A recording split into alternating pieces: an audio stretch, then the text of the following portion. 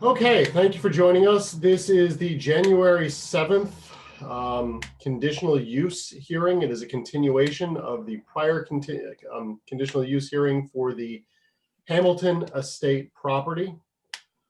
It is now 6:38. We're going to get started. I'm going to start the meeting with the Pledge of Allegiance. I pledge allegiance to the flag of the United States of America and to the republic for which it stands, one nation, under God, indivisible, with liberty and justice for all. Okay, Commissioner Rice, this is your show. Solicitor Rice. I'm sorry, Solicitor Rice. I refuse the elevation. I promise you it's a demotion. Okay, let me just recap where we left off.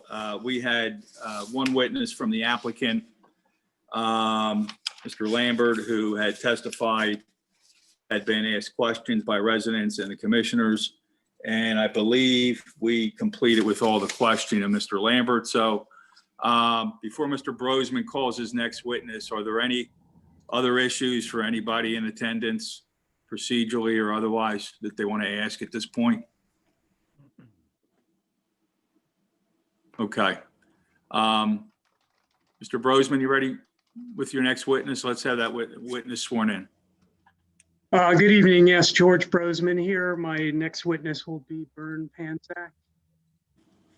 Mr. Panzak, if you'll raise your right hand, you do solemnly swear or affirm the testimony you're about to give will be the truth, the whole truth, nothing but the truth. I do. And please state your full name. Bernard Panzak. Thank you.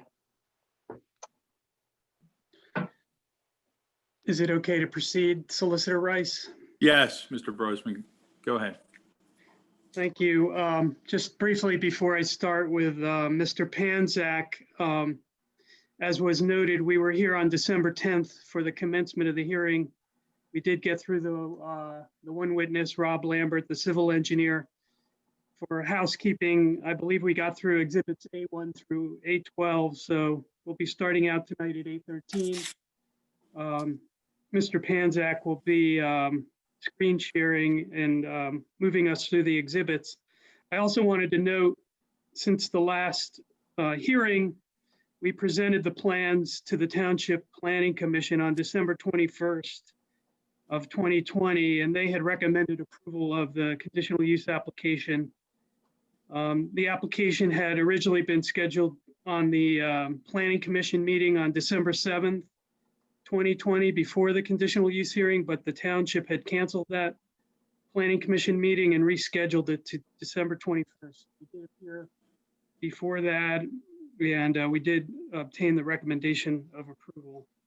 With that, I'll move on to Mr. Panzak. Bern, could you start your screen share and go to Exhibit A13, please?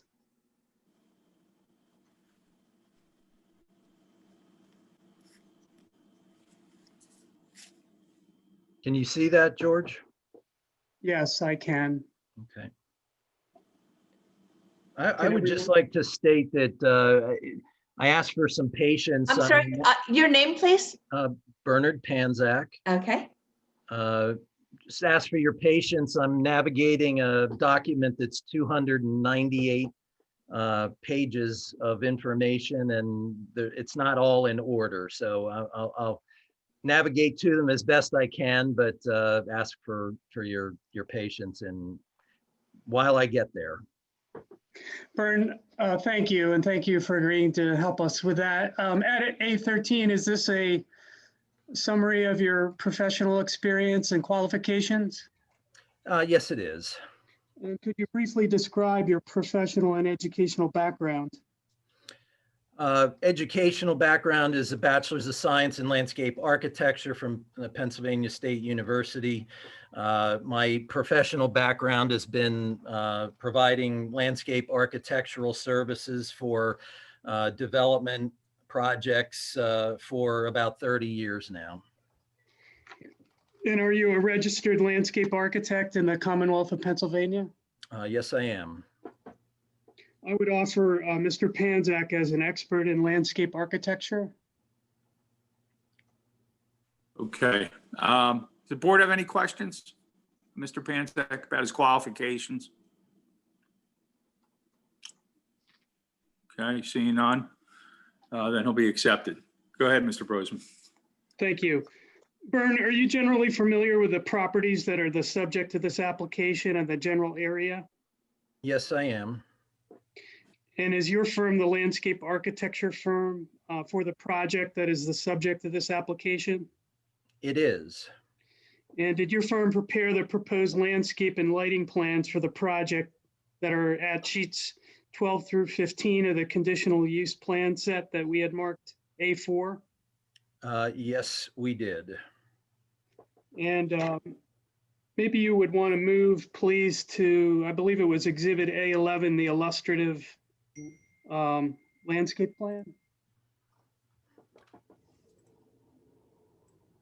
Thank you. Can you describe the general objectives for the proposed landscaping plan that you and your firm sought with this plan? Yes, we worked with the project engineers on the plan to preserve as many significant trees as possible that were in good condition, particularly along the edges of the property. We've got street frontage on the south side, which is Eagle Road, on the east side, Stratford Avenue, which is the top of the page here. And we are looking at Exhibit A11.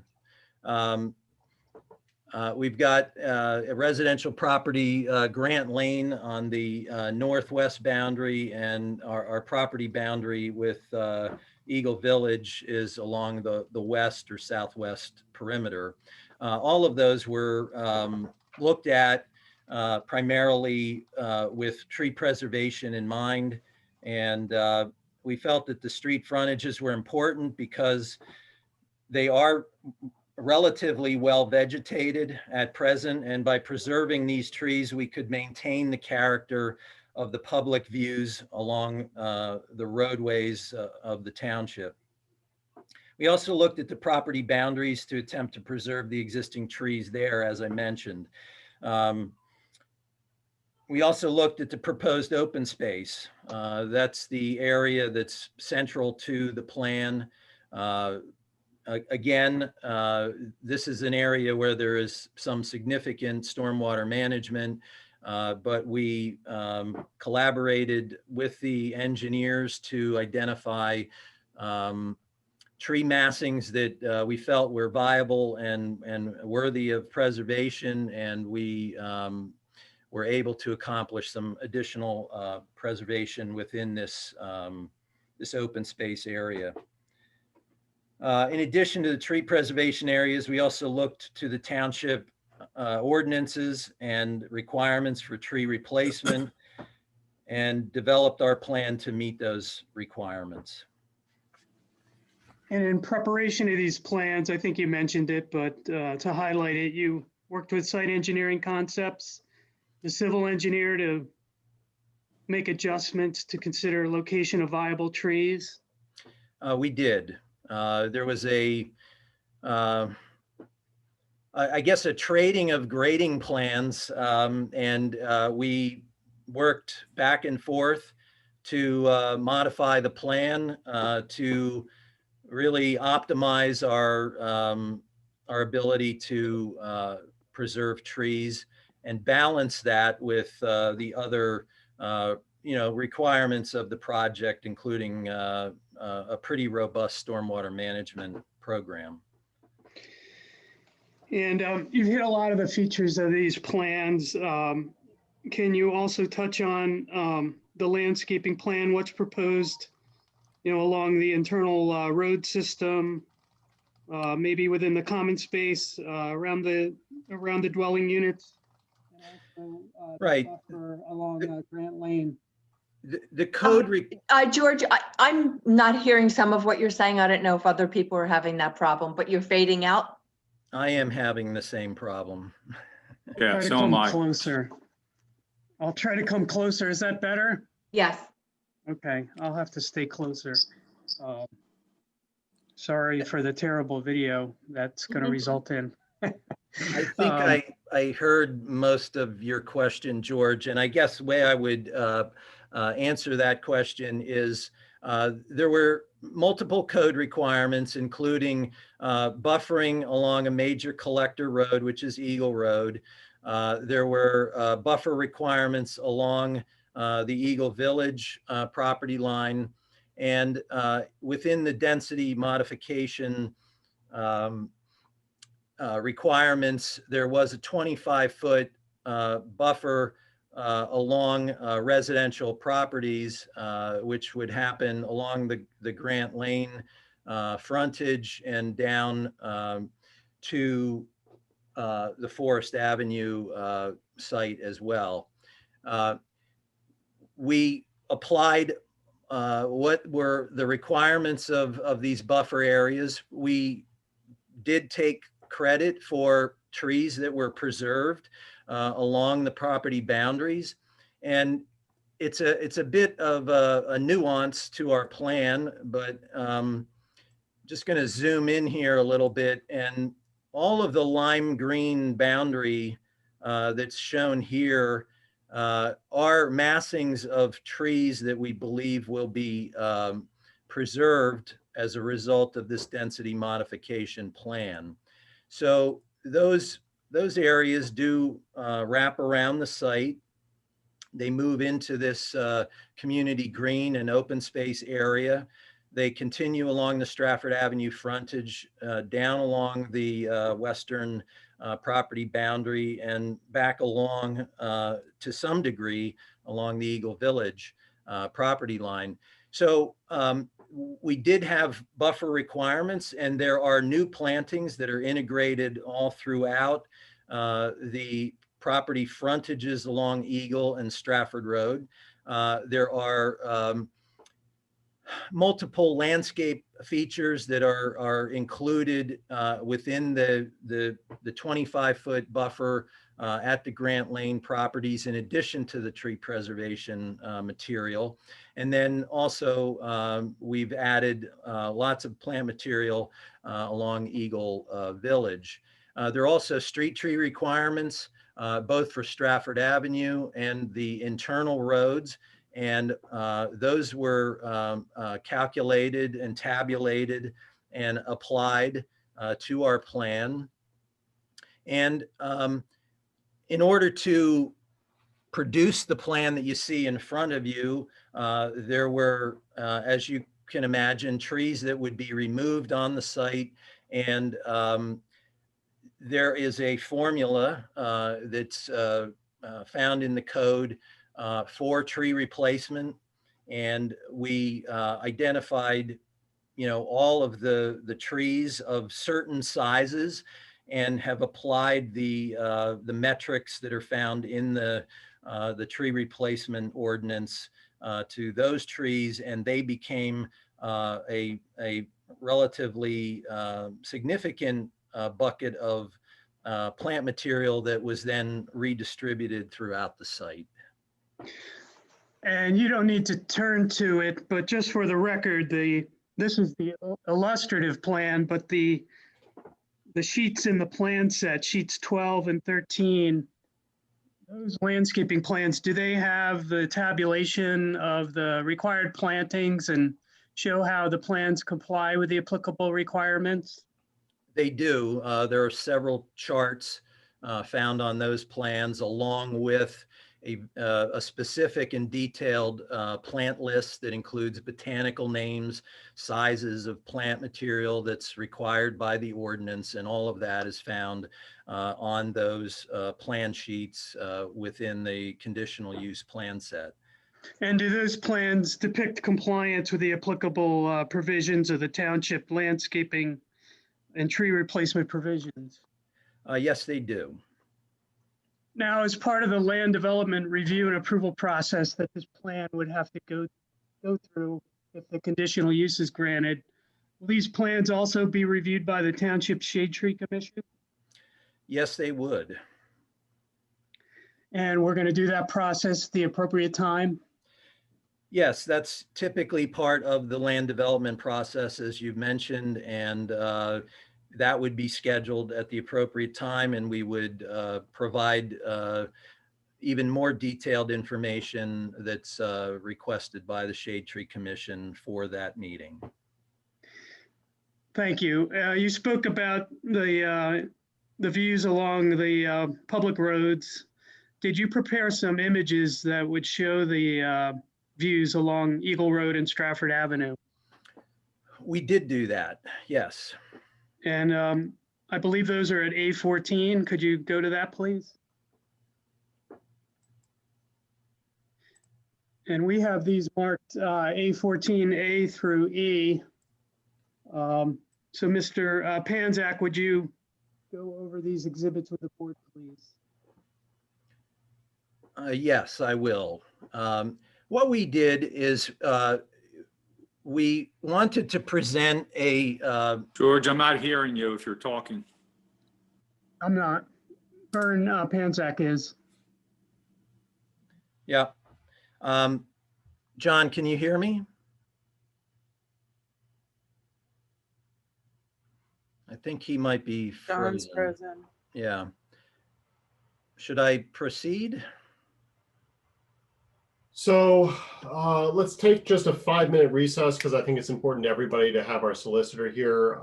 Instead of terminating,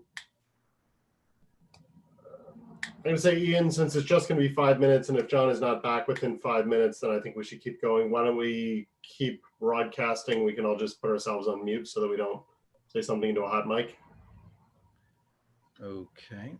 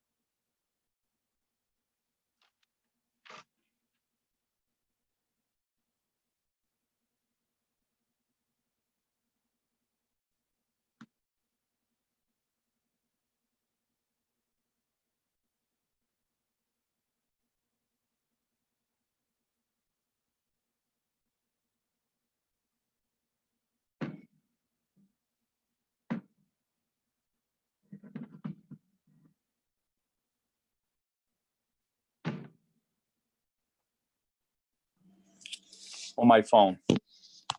There's the man. Which Okay, side? John, we took just a 5-minute recess. It looks like 3 of the commissioners stepped away, so this is maybe an opportune time. Once they get back, we can get back into the swing. Okay. Yeah, I've had off and on issues with the iPad, but the phone always seems to work. Excellent. A little more challenging in terms of the size. So I'll just stay on the phone. Perfect. Can everyone see this image? Mine is cut off on the bottom a little. Or is that just something you'll slide up, Vern? I'm able to see a small image in the top right, and then 2 long images below it that take up the full of the page. Yeah, that's it now. I can see it now. George, I had it zoomed in a little bit. Oh, okay. Yeah.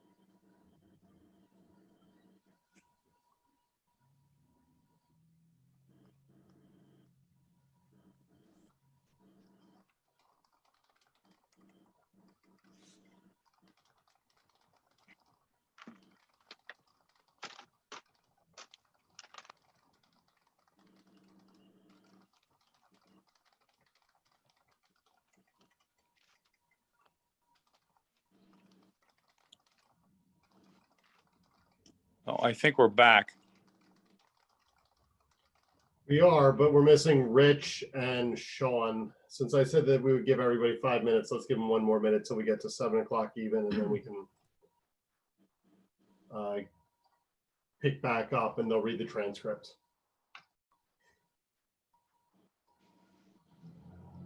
Yeah, I'm showing that they're both on here as a participant. Yeah, they're both on, but Sean's now back and Rich is just an empty chair. Oh, okay.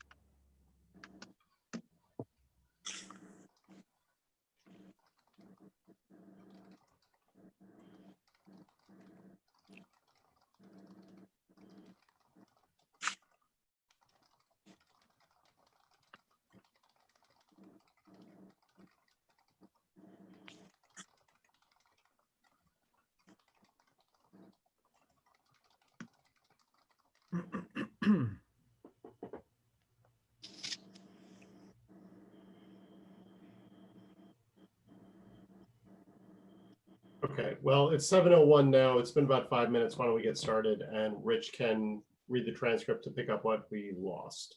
Mr. Panzak, if you could pick up where we lost you, I apologize for the delay. No problem. Thank you. So we are looking at Exhibit A14A, and I will proceed through the other exhibits A14A through A14E, excuse me. So I'd like to draw your attention to what we're calling the location map in the upper right-hand corner. This will be a consistent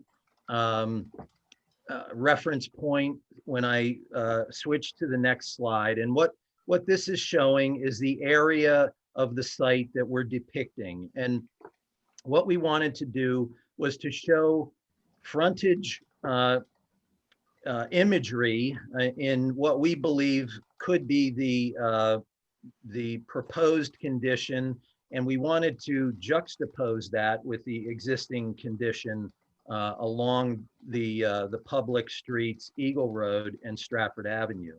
We're going to start in the lower right-hand corner and move our way in a counterclockwise direction. There'll be 5 different exhibits, and I'll walk through them one by one.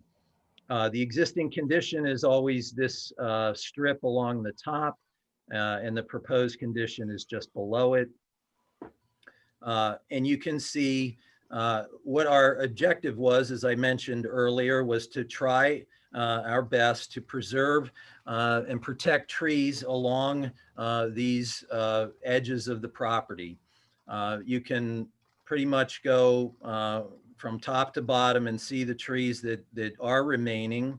One thing that I did not mention earlier was that we walked the site with a certified arborist, and we reviewed trees that were of a heritage size for their health and quality. And those things were identified. And what you're seeing right here in the center of this page is a tree that would be of heritage size, but it is a tree that the arborist determined was a hazardous tree, a failing and diseased tree that really should come down. So we've removed that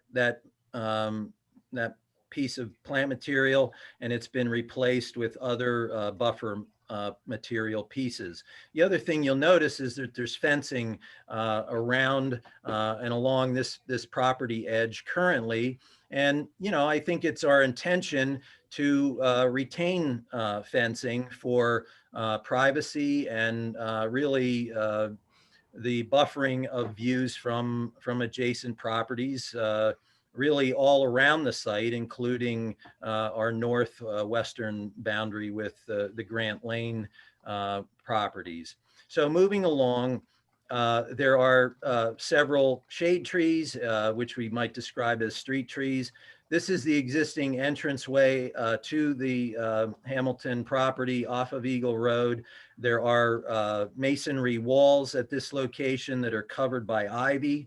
We felt like those walls were a unique element and we wanted to try and retain them. And we've proposed to remove the ivy, reveal the walls, and to utilize this existing grade condition that slowly or easily works its way down to Eagle Road as a pedestrian connection way. This frontage has slopes that are quite significant along the cartway, and in an attempt to add sidewalk and pedestrian connection around the entire property, we will be doing some cutting into that embankment to realize the property or realize the sidewalk. And in several instances, in order to preserve existing trees, we proposed some retaining walls to support the root zone area of the existing trees. So moving along, you can see the end of one of the townhouse units here, and there would be another area of townhouse unit at this position. And these are match lines. And as we move to the next slide, you will see how that connects. And I might add that along Eagle Road, these slopes have been man-made to create the cartway of Eagle Road. And again, our location map, and we're moving sort of eastward along Eagle to the corner of Stratford. Here we have a significant amount of existing trees that we intend to preserve. You can see how that relates to the proposed condition. Behind those existing trees is a townhouse unit right in here. And again, our sidewalk is stretching along Eagle Road with 2 additional retaining walls to be able to allow for the sidewalk to be included while preserving that land area for existing tree roots. Wrapping around and moving sort of northward, northwestward along Stratford. Right here is the Eagle Road intersection. Again, we've got a fair amount of trees along this property stretch. You could see the trees that we feel will be able to be preserved. We've got the end of one of the townhouse units. Of course, the entry drive of one of 2 entry drives along Stratford Avenue, associated street trees, perhaps some entry features that would be appropriately placed, additional landscape elements, evergreen trees for buffering, shrubs for beautification, and more flowering trees along this frontage. And for the record, you were on A14C for that discussion? Yes, A14C. And moving to exhibit A14D, which is our middle section along Stratford Avenue. This section is primarily a section where the open space is placed in our plan. And as you can see, the existing condition and the proposed condition are very similar because of the ability in this area to preserve and protect those existing trees and the character, the existing character along Stratford Avenue. There is a a townhouse unit that you begin to see here. Moving to A14, which is the last exhibit, in A14E, excuse me, last exhibit in this series. Existing condition, people may be familiar with the existing driveway to the Hamilton property along Stratford Avenue. That is located in this location. Our second driveway is located in very close proximity and in a similar fashion to the one that was described earlier. There would be certainly an opening that would need to be included here, where we would add street trees, entry features as we are able, and additional landscaping. And where we are able, we are adding evergreen trees to all of the frontage areas, realizing that you know, there are deciduous trees, which are the primary tree type that we are preserving, and our plan looks at providing an understory and a backdrop, if you will, of more evergreen material in order to increase and support our buffer plantings.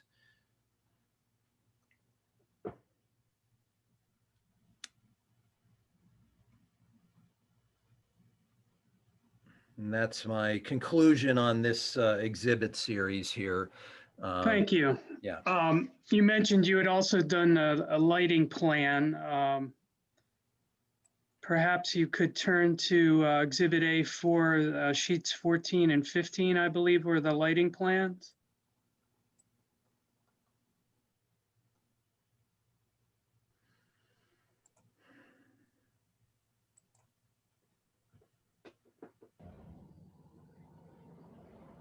Yes, that's the lighting plan, which is, as George mentioned, the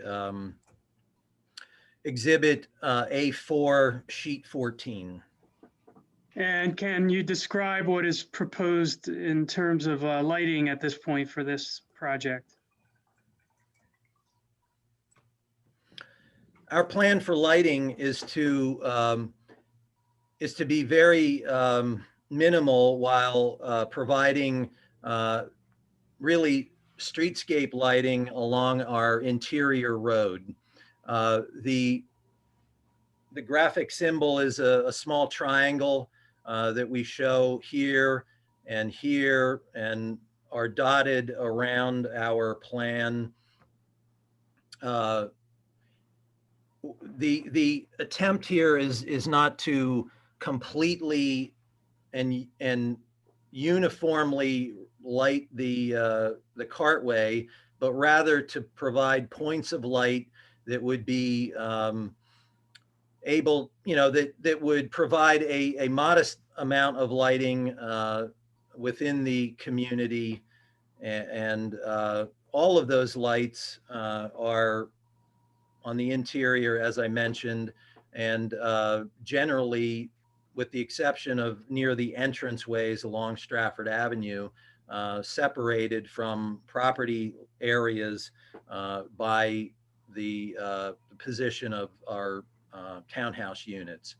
There are some bollard lighting that's provided along a pathway that pedestrian way that is included that connects our development to the Eagle Road or the Eagle Village property. And we also have some bollard lighting that stretches out and goes out to Eagle Road, as I mentioned, through the existing stone entry walls that exist today at the driveway to the Hamilton property. And do these plans contain the data, as many lighting plans do, of the illumination patterns and whether the light goes off of the property? I think the term used is foot candles. Yes, our plans zero out very close to the existing lights and certainly would not um, uh, send any additional foot candles to the property line areas. We do include house side shields, which both benefit our future residents as well as members of the community that happen to be in adjacent property areas. I believe there was a provision in the density modification standards that any street lighting should avoid shining directly into any habitable dwelling inside or outside of the tract. Does your plan satisfy that objective? In other words, the street lighting won't shine into the dwellings either on or off the tract? That's correct.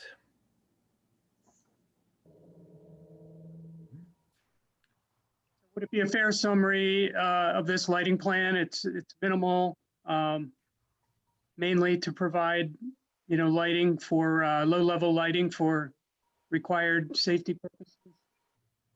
I'm sorry, I couldn't hear the last word, safety. Purposes. Yes, it is. That's our intention for this lighting plan. I'd like to move on to another topic. When Mr. Lambert testified, he had some testimony regarding the proposed density modification development and how it compared with a conventional development under the R4 residence district. I would like to address that topic with you related to your area of expertise. I think we're moving to Exhibit A12.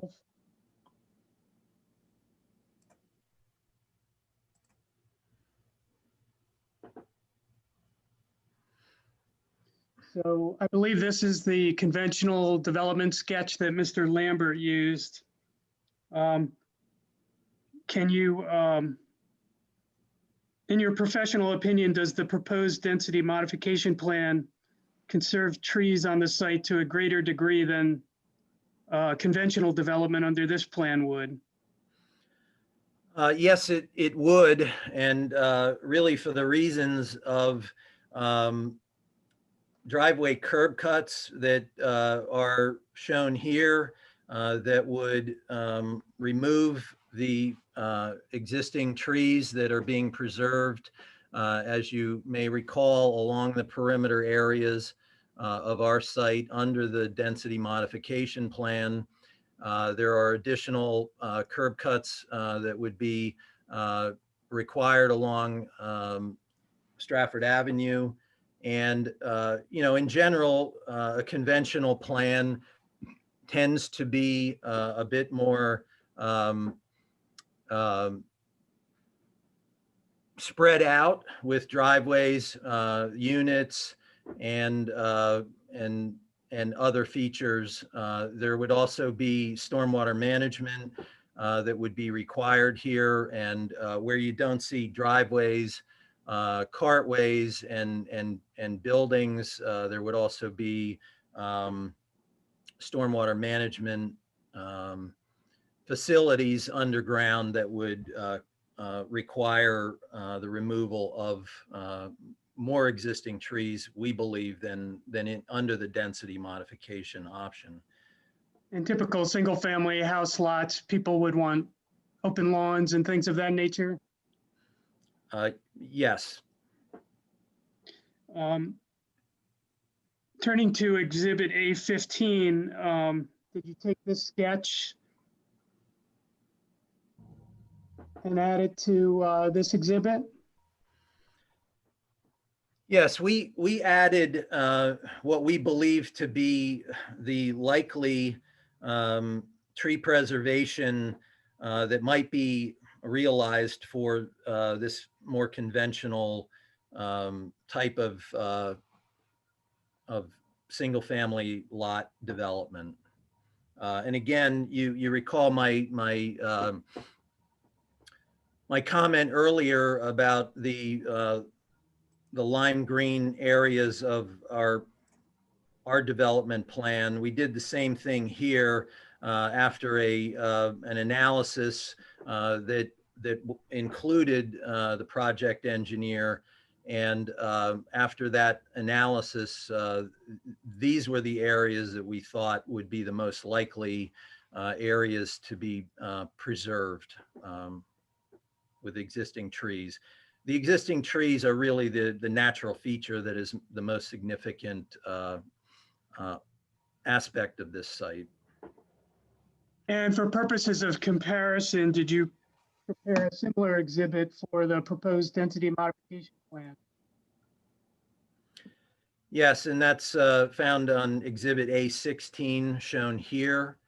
And again, this simply is a recreation of our proposed, what we believe to be the proposed tree preservation areas and how the density modification option with its buffers, both at single family uses as well as at major collector roads like Eagle Road and the commercial property at Eagle Village.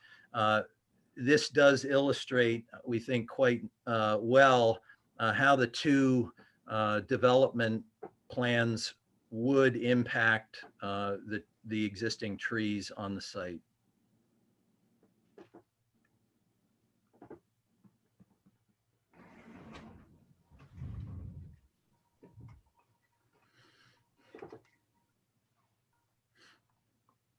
And among other things, this highlights the buffer that is required and that can be provided along the residences that are on Grant Lane.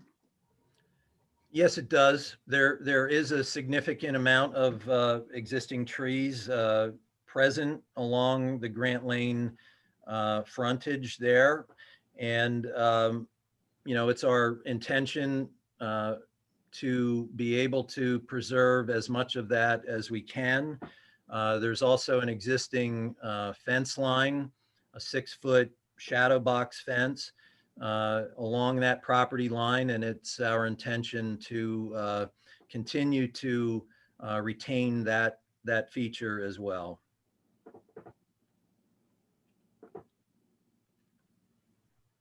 Thank you. Could you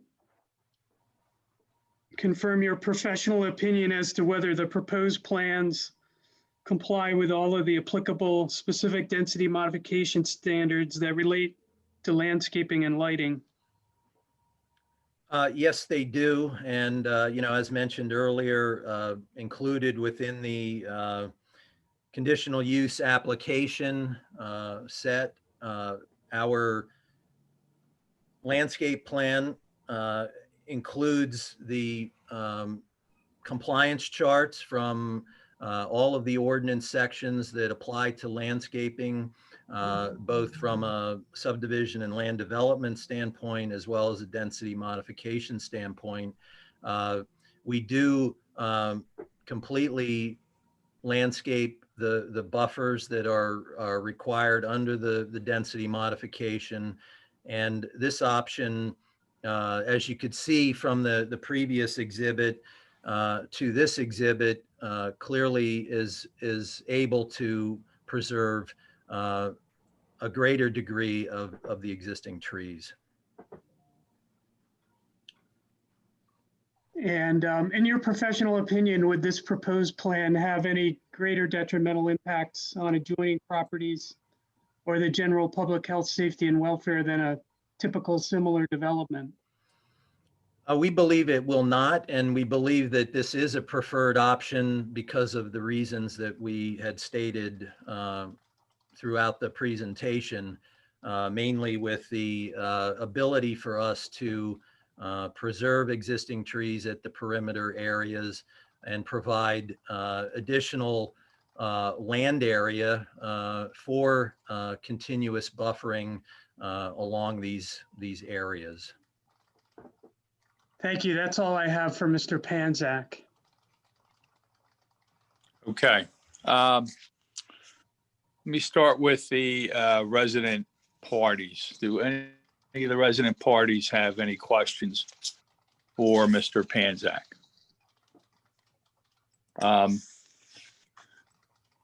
It looks like Mr. Sherry is on. Mr. Sherry, do you have any questions for Mr. Panzak?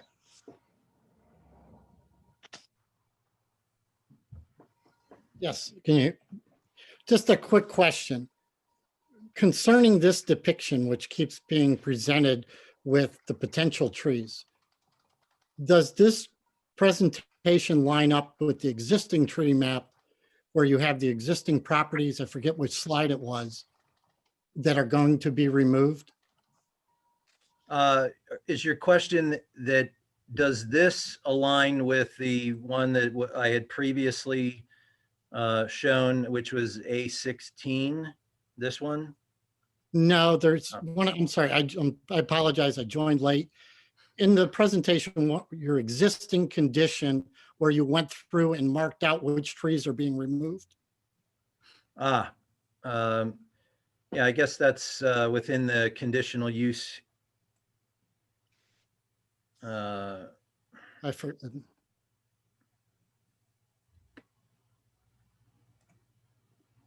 Mr. Panzak, can you answer that?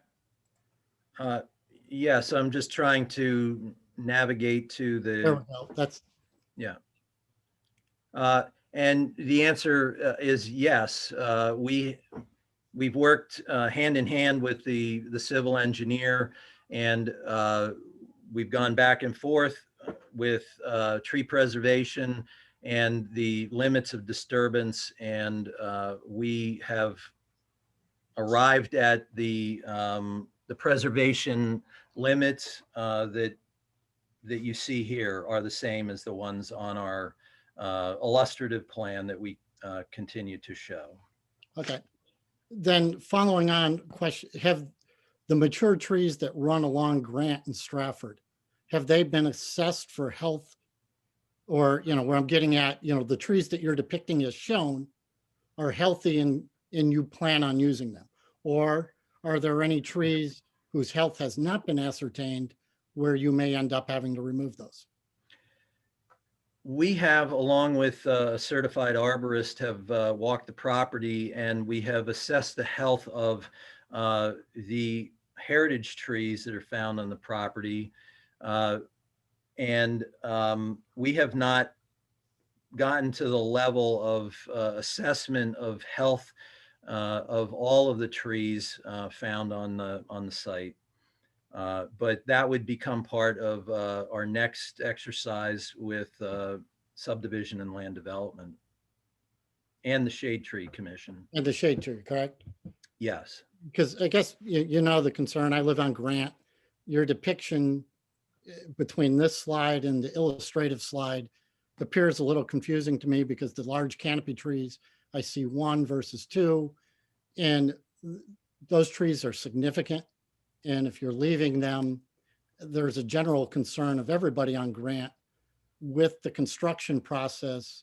These trees are significant with immense root structures. How are you going to keep the trees, preserve the root structure, and still be within your buffer zone without damaging the trees, the root systems? Well, that is, what goes into an assessment of preservation, really the limits of disturbance and the disturbance of the root zones. And, we believe that what we depict will allow the trees that we feel are in that area that's outside of the limit of disturbance to remain. Okay, and you professionally do not have any concern that the construction process will damage these immense root structures as you build, and then what is presented as a plan, the trees end up having to be removed due to construction? We feel that what we show on the plan will be preserved. Okay. Thank you. You're welcome. Are there any other resident parties that have questions for Mr. Panzak? before I go to the board? Okay. Board commissioner questions. I'm going to start with Commissioner Farhi. Any questions for this witnesses? No, I'm satisfied with everything. Thank you. Okay. Commissioner Abel, any questions for this witness?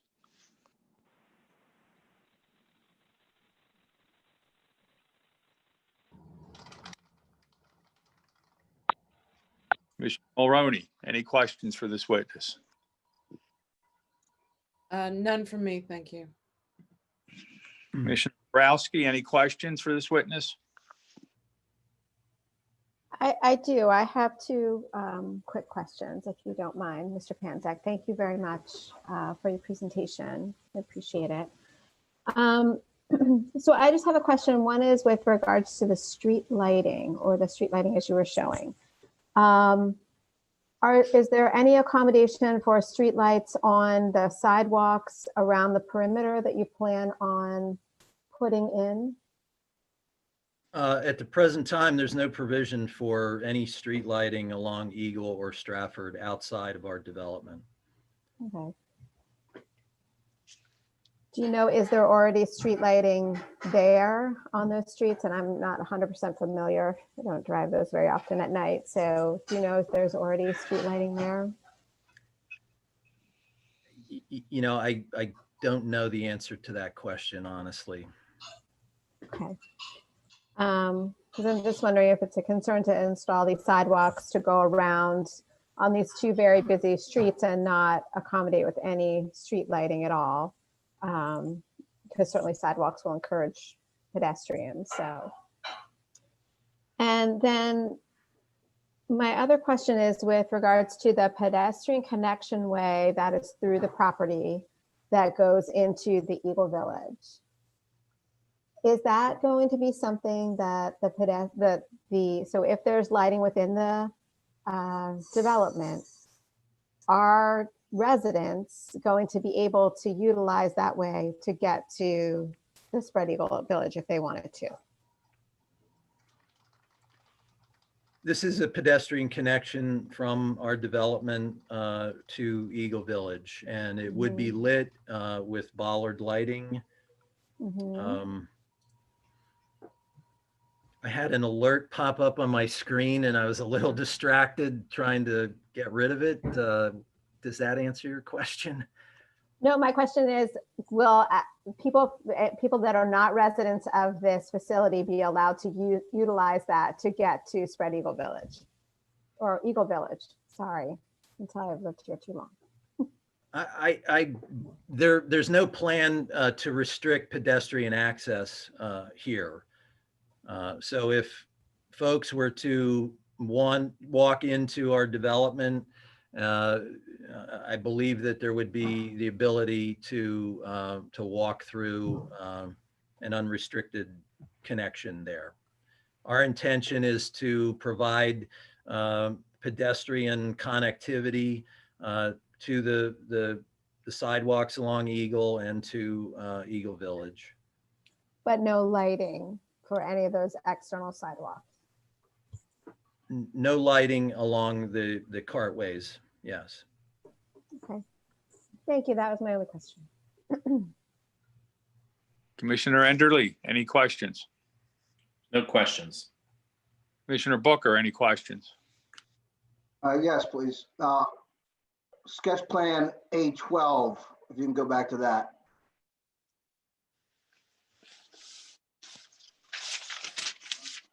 On this plan,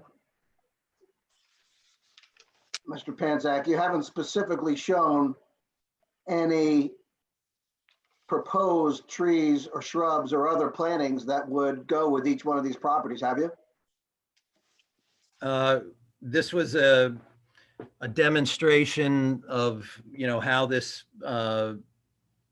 conventional land plan could be prepared, and we did not go through the process of adding, additional landscaping to it. So we really don't know how many trees would be planted or what each one of these properties would look like, or how the landscape would be for each property. It could be even greater than the other plan, I would suspect. Well, I guess we don't know, do we? But the point is, we don't show it here, so we really don't know what the trees that could be planted here are. well, what we do know is that there would be less preservation of existing trees on this plan versus our density modification plan.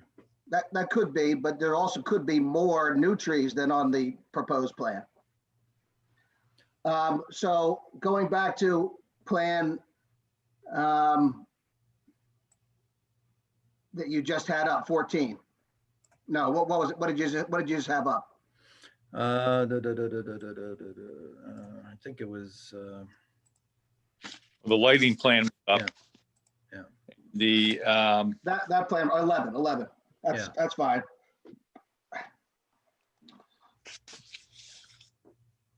On this plan,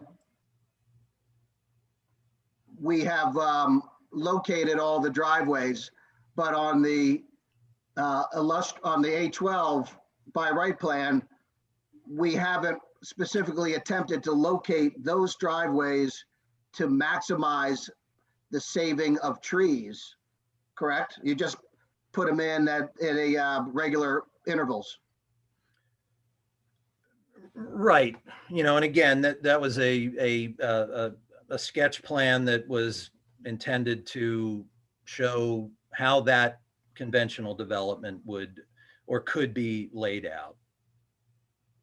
So when we show the number of trees that you say would be retained if we did a traditional R4 plan, that really is based on the layout that you had put together for drawing A12, and that there could be significant additional adjustments that could result in additional trees being saved over that which you've shown in your plan.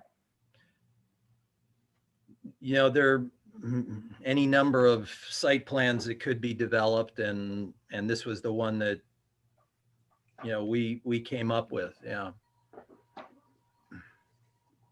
So you agree with me? And back on the lighting plan, some light will go off site. You said that, I couldn't hear whether you said that you will have no light leaving the site, or you said very little would be leaving the site from the new lighting. Well, we think that in areas everywhere, but possibly right at the entrance driveways, which we all may agree that having light at an intersection such as that may add to the level of safety at that particular location. But in no other location would there be additional lighting from our light fixtures, even approaching anywhere near the property lines. But the houses at the entrance to the main drive there on the other side of Stratford Avenue, they would have additional light pollution on their properties. I don't believe that there would be any lighting that would extend across the road. Well, you just said for the intersection there, having additional light at the intersection so people could come in and out of those, out of the main, what do you call that street? That's not a named street, that's a driveway? What's the U shape in the plan there? Is that a named street? Doesn't have a name yet. That would Yeah, it doesn't usually have a happen name. at land development. Okay, so at the entrance and exit to the unnamed street, those properties across Stratford Avenue, and it looks like it's John and Catherine Brooks, and then on the other side, those properties on either exit and entrance, those will have additional light on going onto their properties from this development, from what there is today. Well, if our foot candle grid extended in this area, I'm sure that there would be zeros before you would reach the center line of Stratford Avenue. But we don't have that information right now. So you can't say definitively because you don't have that data. That's not shown on the plan at the moment, but that can easily be modeled, and I'm confident that there would be no lighting past that center line point. Right, but you don't know because you haven't modeled it, and you don't know what that is right now. Based on my experience, from what I see on this plan, I'm like I said, I'm very confident that there would be no additional light extending across Stratford Avenue. But you don't have the data to support that. That's just your opinion, and you don't know whether that's true or not. You haven't done the work to determine that at this point, correct? Well, Yeah, yes or no? Remember that we're not cross-examining, we're asking questions. Commissioner Booker, you asked it 3 times. He answered it by saying it's obvious he doesn't have it, but he can do it and he'll put it on the plan. So do you have another question? I'm questioning why you're answering for him, John. No, I'm just trying to prevent you from asking the same question the 4th time. I'm just trying to get a yes or no answer, and Well, that's what we're having. That's why we're asking 3 or 4 times, John. Yeah, but you're not in an adversarial position. He said he's answered it. He doesn't have it right now, but it'll be put on the plan, and he's confident. So that's his answer. It's not the one you want, but that's his answer. So go ahead. What else do you have? He didn't say he'd put it on the plan. He said he doesn't have it. So, do you have any more questions? No, I don't have any more questions. Okay. Finally, let these guys answer the questions, though, John.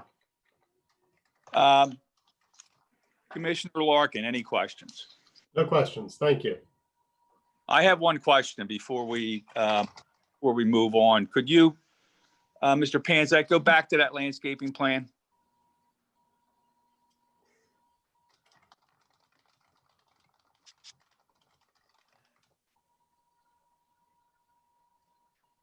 A11, I think. Yes. Yeah. Okay. I had the same question that Mr. Sherry had about the trees that you're proposing to leave on the site not being disturbed during construction, because they're relatively compact and adjacent to what's being proposed. So what are the actual construction methods that you would take to make sure that the root zones and the drip lines of the large trees that are being proposed are preserved? What would you do to ensure that happens? Well, we would have a limit of disturbance, which is shown in our conditional use plan, and we would provide, township standard tree protection, and we would exclude any construction activities from happening within that limit of anything outside the limit of disturbance area. And I'm sure there would be some arboricultural work to the trees that would remain, meaning that there would be trimming of dead wood and things of that nature. And it's really making a fairly subjective call on do we have enough ground area, which is the exercise we go through to develop this approach. Do we have the root zone area that is required to preserve a tree? And that's what we do here, and we make our best attempt at that operation through the analysis of the grading plan and what incursion into a root zone happens. Mr. Panzak, would the limits of disturbance, I know they're shown on a plan, but will they be shown physically in the field? I believe it's a requirement that the tree protection fencing be established, and generally there are erosion and sedimentation control features that also happen in conjunction with the tree protection fencing. So all of these things would be in place and approved by the township arborist prior to our construction happening. Okay, the other question I had was about the community green. That area that's marked community green, and there's 2 recharge areas. About how large is that area? Do you have a dimension for that? I don't an write eight? off. I don't write offhand, but if you give me a second, I could scale a plan. Could also probably get Mr. Lambert, who's listening in, to check that and give us that answer if you like, John. Yeah, if Mr. Lambert can do that, but I had another question. The recharge areas, what are they? Is that amended soil that's being brought in for stormwater purposes? What's it going to look like on the surface? This is not a rain garden or anything of that nature. It's underground structure, and there would just simply be lawn. It would just look. Yeah, it would be subsoil to a certain elevation, and then we would replace respread topsoil on top of that, and it would be lawn in these areas here.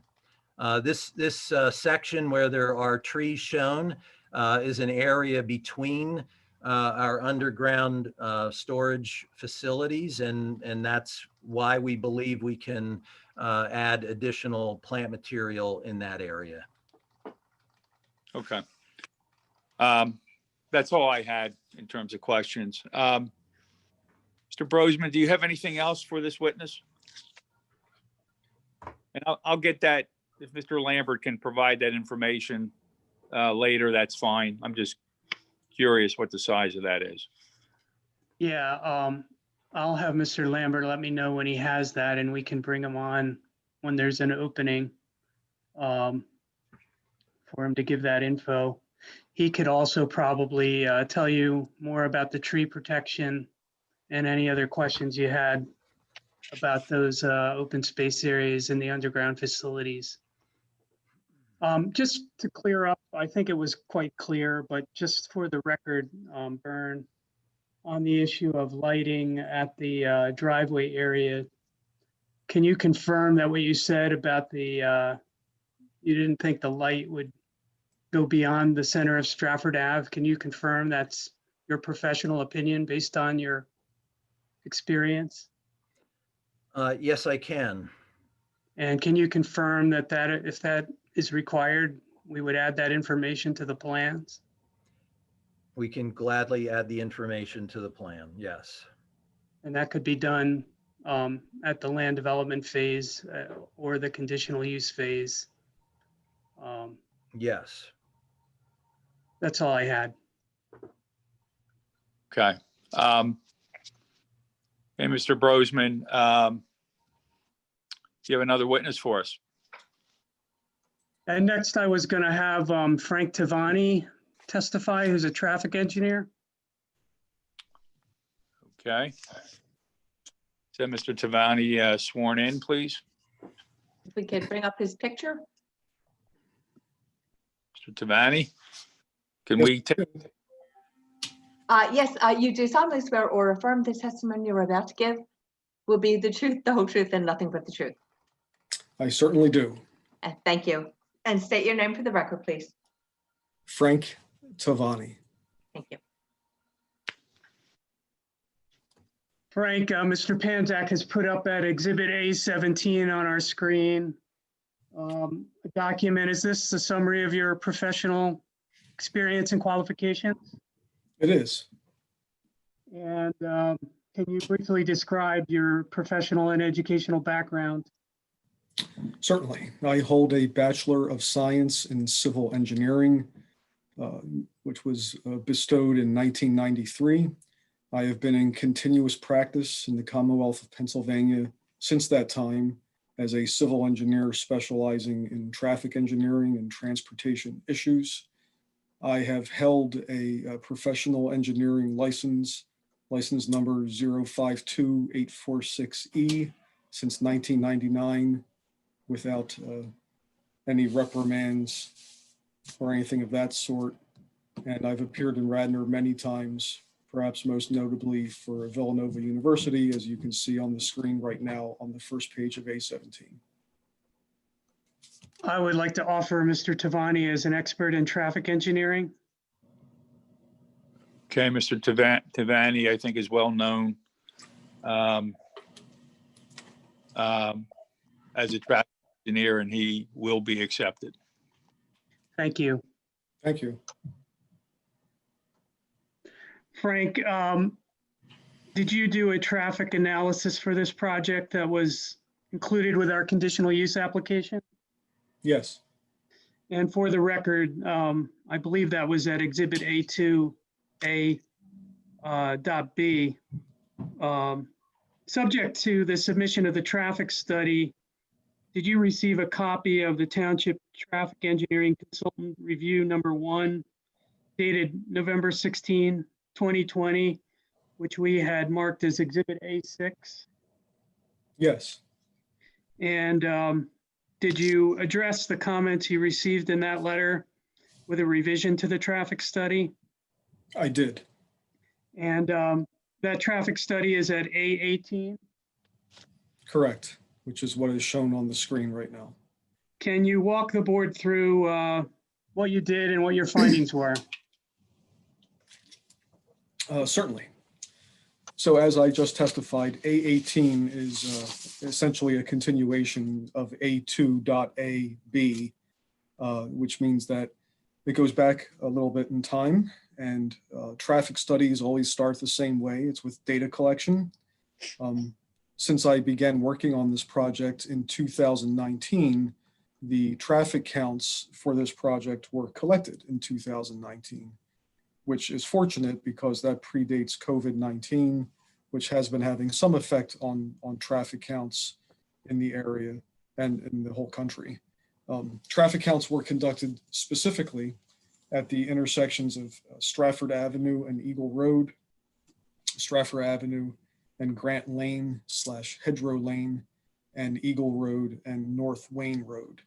They were conducted during the school year in fair weather conditions without any known detours or any problems during a typical weekday and during typical weekday residential commuter peak periods, which is often 7 to 9 a.m. and 4 to 6 p.m. We also, to be conservative, deliberately ignored some of what I knew about the setting of the project, which is within close proximity to the Stratford train station, to SEPTA bus route 106 on Route 30, and within obvious walking distance of several businesses. All of those would combine to create the possibility of a multimodal trip making of residents, meaning that not every resident would necessarily drive. But in abundance of caution and to be conservative, we ignored those very reasonable possibilities. You can scroll down to the next page, please. So on this page, we have a listing of the intersections I just mentioned. We'll go to the next page. So page 3 of A18 contains a table. This is the projected vehicular trip generation according to the ITE trip generation manual. It's based on the 41 attached townhouses as proposed. And as you can see, the site will generate approximately 20 trips. That's a combined total of inbound and outbound activity in the morning and 27 in the afternoon. This relatively modest amount of traffic combines with relatively low traffic volumes in the study area at the intersections I mentioned to result in relatively favorable levels of service. Next page.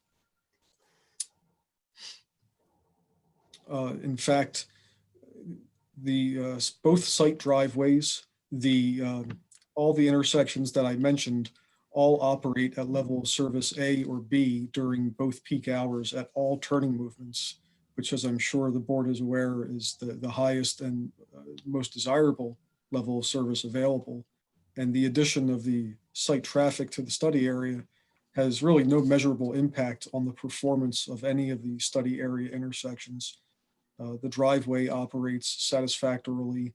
I took a look at typical auxiliary turn lane analyses as promulgated by PennDOT and PennDOT provided worksheets, namely to see if auxiliary left or right turn lanes were warranted at either site driveway, and I found that they were not. You mentioned Exhibit A6 earlier. A6 is the transportation review memo. That memo contained a few comments regarding traffic under section C2. And one was a very technical comment. The last one had to do with simply a request for traffic count backup data, which was accidentally omitted from the first submittal. So that was easily provided. And then the remainder of the comments had to do with something I had done originally, which was to take credit for the existing trip generation at the existing residential units on the site. And essentially say they're generating traffic now or had recently been generating traffic. It's appropriate to apply a credit for them. The township traffic engineer didn't specifically say not to do that, but rather suggested an alternative way to go about applying that credit from what I had originally done. And after some reflection, I decided not to do what was mentioned in A6, but instead go one step further and more conservative and simply do away with the requested credit altogether, and instead just focused entirely on the site as if there were no existing residences and took no existing credit for them. After doing that and running the analysis all over again, I essentially came to the same conclusions, essentially the same levels of service, and really nothing changes. If you scroll, I think about 3 more pages forward, this is just boilerplate information explaining levels of service. This right here is the level of service comparison table. Each one is for the intersection that I mentioned, and then the site driveways at the bottom. This is a convention of my own devise. And it's shown in black, sort of in the center, are the AM peak hour levels of service. And then off to the right in blue are the PM.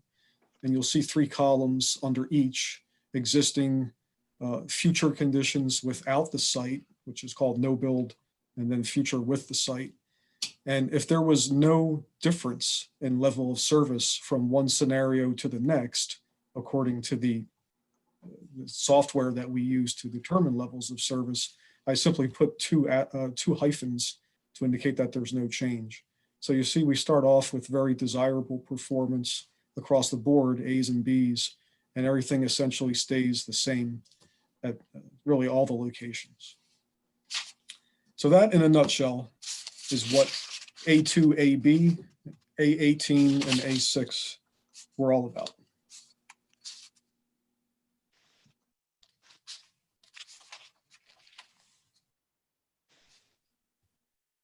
Frank, in the density modification provisions, there was a section 28098C that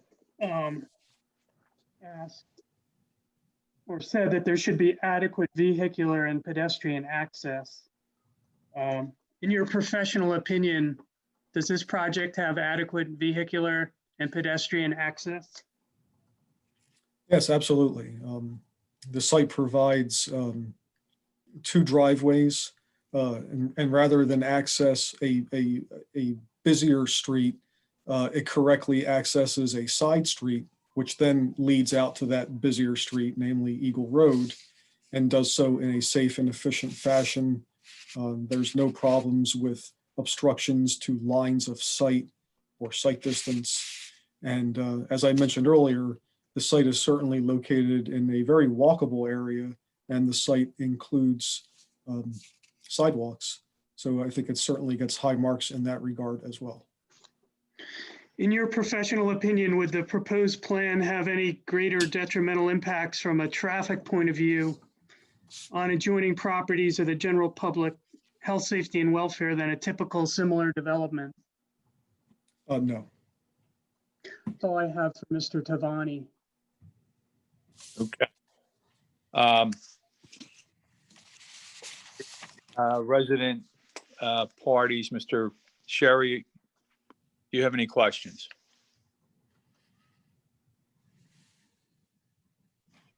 Steve, Yes, Chair? Yep, I'm there. Sorry, I had to unmute. Just appreciate the study. Just a couple of questions. Just stay right where you are on that slide. How were those intersections chosen? And why did you choose those intersections to study? Oh, certainly. It's a very good question. So these intersections are the closest public intersections to the site. And what a traffic engineer typically does is start there with data collection and analysis, because that is where the site traffic will be at its maximum. And as you go further away from the site, because of trip distribution, which is a fancy way of saying some people go one way and some people go another way, the impact of the site gets more and more diminished the further away that you go. So as you can see very clearly with what's on the screen right now, even at these locations most proximate to the site, we have virtually no impact or even no measurable impact. So it only stands to reason that the further out that we go, the less the impact will be. Okay, actually, that was a great segue to where I wanted to go. The Stratford Ave Grant Lane intersection, those are two residential cul-de-sacs. If everybody, as proposed, as the development is proposed with both exits onto Stratford Ave, the residents of the development will have a choice when they exit the driveway to either go left or right. The right side is you have Eagle Road and Stratford, which would be a main closest. But continuing down, if you make the left, no one's going to Stratford or Grant. They're going to Old Eagle School Road, which has, now I'm not a traffic scientist, I just live here. And I can tell you that that intersection backs up and has significant backups, especially in the morning rush hour due to the train station, the inability to put a light there to control it because of the train station.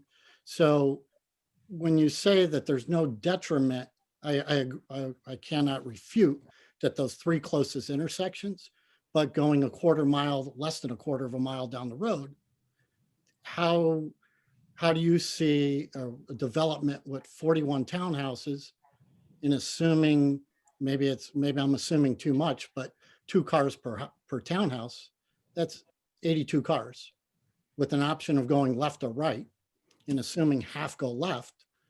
Do you not see that the potential backup on Stratford and Old Eagle School Road could present some more issues than what is presented here? I'd be happy to address that. I'm going to have to ask Mr. Panzak to help me a little bit with moving around on the screen. I guess first I'd like to go back to page 3 of the exhibit.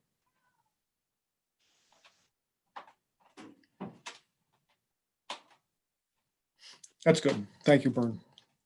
So as you can see here, once again, during the morning, or even during the afternoon, which has more total traffic, we have peak directional traffic of 17 trips coming in and 10 going out. So for purposes of illustration, we'll take your 50% number and say that applies for traffic that's heading out in the direction of Old Eagle School Road. That means that there would be about 5 vehicles that would be heading in that direction, leaving the site, and perhaps 8 coming from that direction that would be entering the site. Now, the 8 that would be coming in would be either heading south on Old Eagle and making a left, or heading north on Old Eagle and making a right. And if I heard you correctly, those aren't the movements that you're concerned about. It's more the side street approaches, and the delay that you're offering can sometimes be lengthy. So we will be adding 5 cars over the course of an hour, and this is the busiest hour in the afternoon, to that approach. So it's not one vehicle a minute. It's significantly less than that when you're talking 5 over the course of an hour. So I would submit that if there was any measurable impact, and it's my professional opinion that even if there was a measurable impact, it would be very slight, that the average motorist probably wouldn't even notice it in terms of a longer queue or longer delays. And Bern, I'm going to ask you to indulge me, and if you could possibly go to figure 4, you might want to use page down rather than scroll. Go a little faster.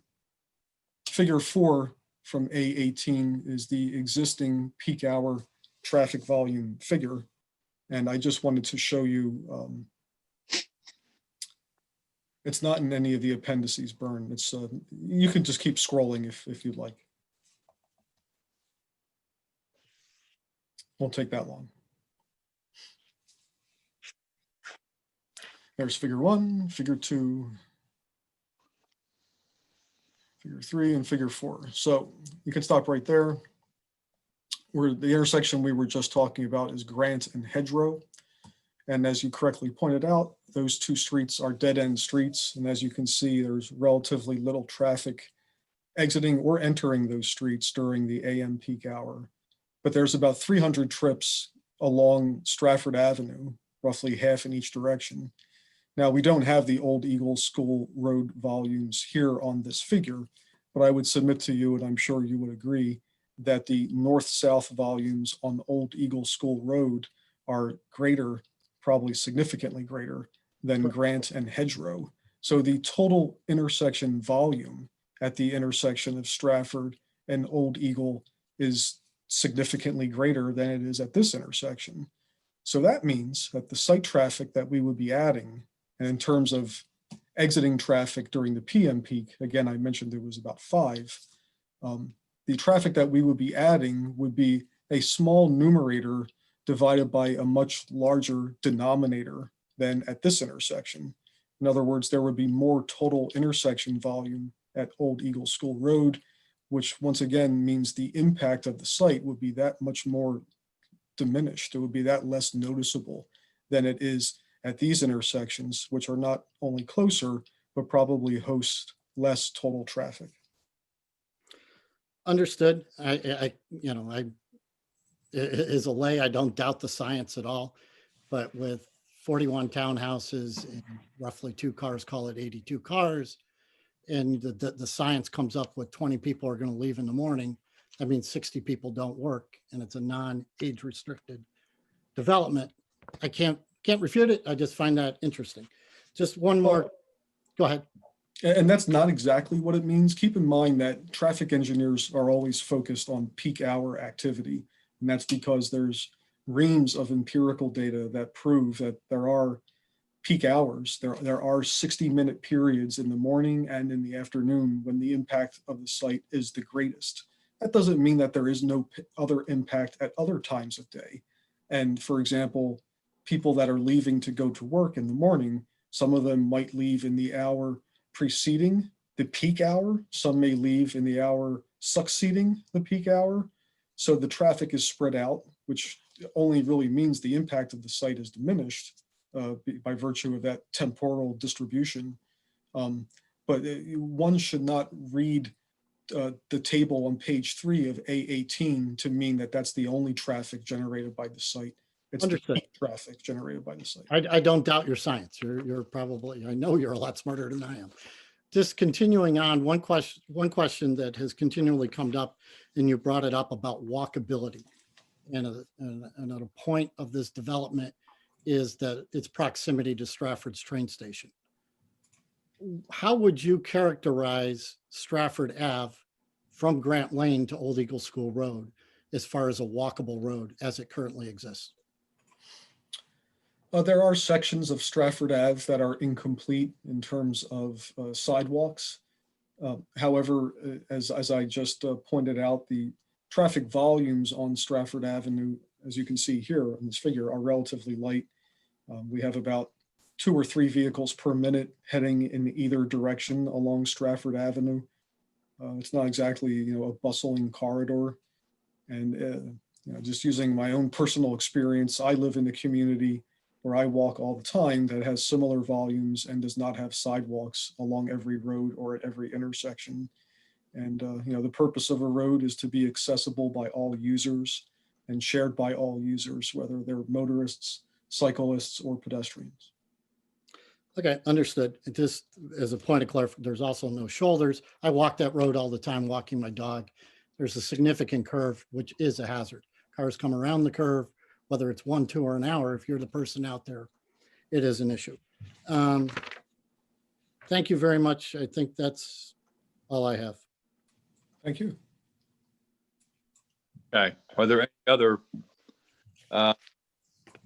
party line? I don't see any that want to ask questions for Mr. Tavani. If not, then we'll go to the commissioner question. Commissioner Booker, you're up first.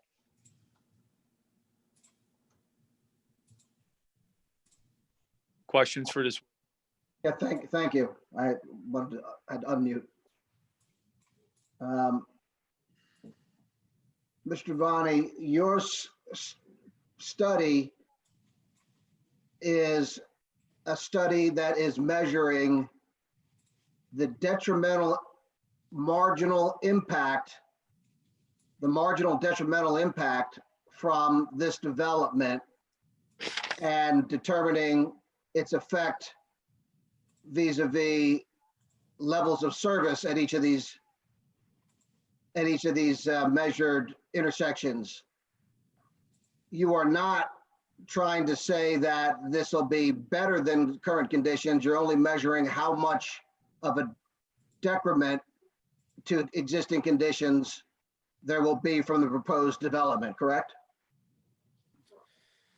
I will probably not use the adjective detrimental. I would just say what the impact is. And I would essentially agree with your statement, but would add that it's a study that focuses not solely on levels of service, but there are other elements as well, such as the auxiliary turn lane investigations I mentioned earlier. But substantially, your statement is accurate. So in essence, you're saying that this will have a detrimental impact on these various intersections, but that it's marginal such that it does not take the level of service from an A to a B or from a B to a C. Is that correct?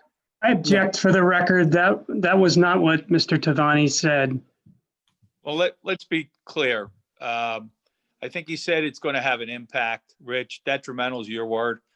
It's going to have an impact that's not going to affect the level of service. I believe that that's what he said. So, Commissioner Booker, you want to ask another question? Yeah, he didn't answer the question.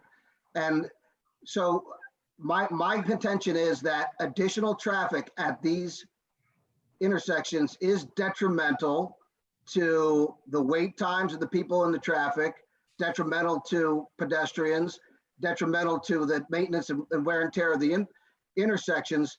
Why do you not want to use the word detrimental? What is it, are you saying it's beneficial to have this additional traffic? No, it's your characterization.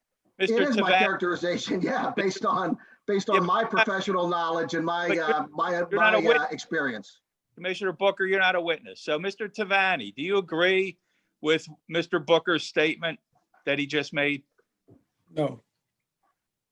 Okay, what do you disagree with? Byrne, please go back to the level of service comparison tables. Keep going, one more page, please. Stop. So my issue with the adjective detrimental is that I went to some pains during my direct to point out that in almost all the cases shown, there is no measurable level of service impact due to the site, much less a detrimental impact. In cases where there was a measurable impact, such as you can see in the second row of the first table, the westbound approach of the intersection of Stratford, Grant, and Hedgerow, only during the PM peak hour is there a measurable impact, and it's only 1 added second of delay on average going from an A8 to an A9. And I would submit that the average motorist won't even perceive any difference in that performance as shown. And in the one below, it goes from an A9 to an A10, I see on the, at Eagle Ave. That's true, and I would characterize that the same way. And keep in mind, if we're really going to drill down on this, which I certainly enjoy, the levels of service shown here are in whole numbers. They actually are produced by the software at the decimal level. So it's very likely, or it's possible that the A9 you just mentioned could be an A9.4 and it becomes an A9.5 under the build condition. So it's depicted as 1 second greater, but the reality is it's potentially 1/10 of a second greater, and rounding has an impact. And we don't know what that, it also could be 8.6 and go to a 9.4 too, correct? We don't know. Well, we do know it's provided in the appendix. This is just meant to provide the reader a summary and not have to go through the pain of going through the lengthy level of service worksheets. But what you described is certainly, a possibility. Possibility, and again, that's detrimental. But what you're, I'm going to object again, your opinion, I'm objecting. Your opinion is that it. Can I state my objection for the record?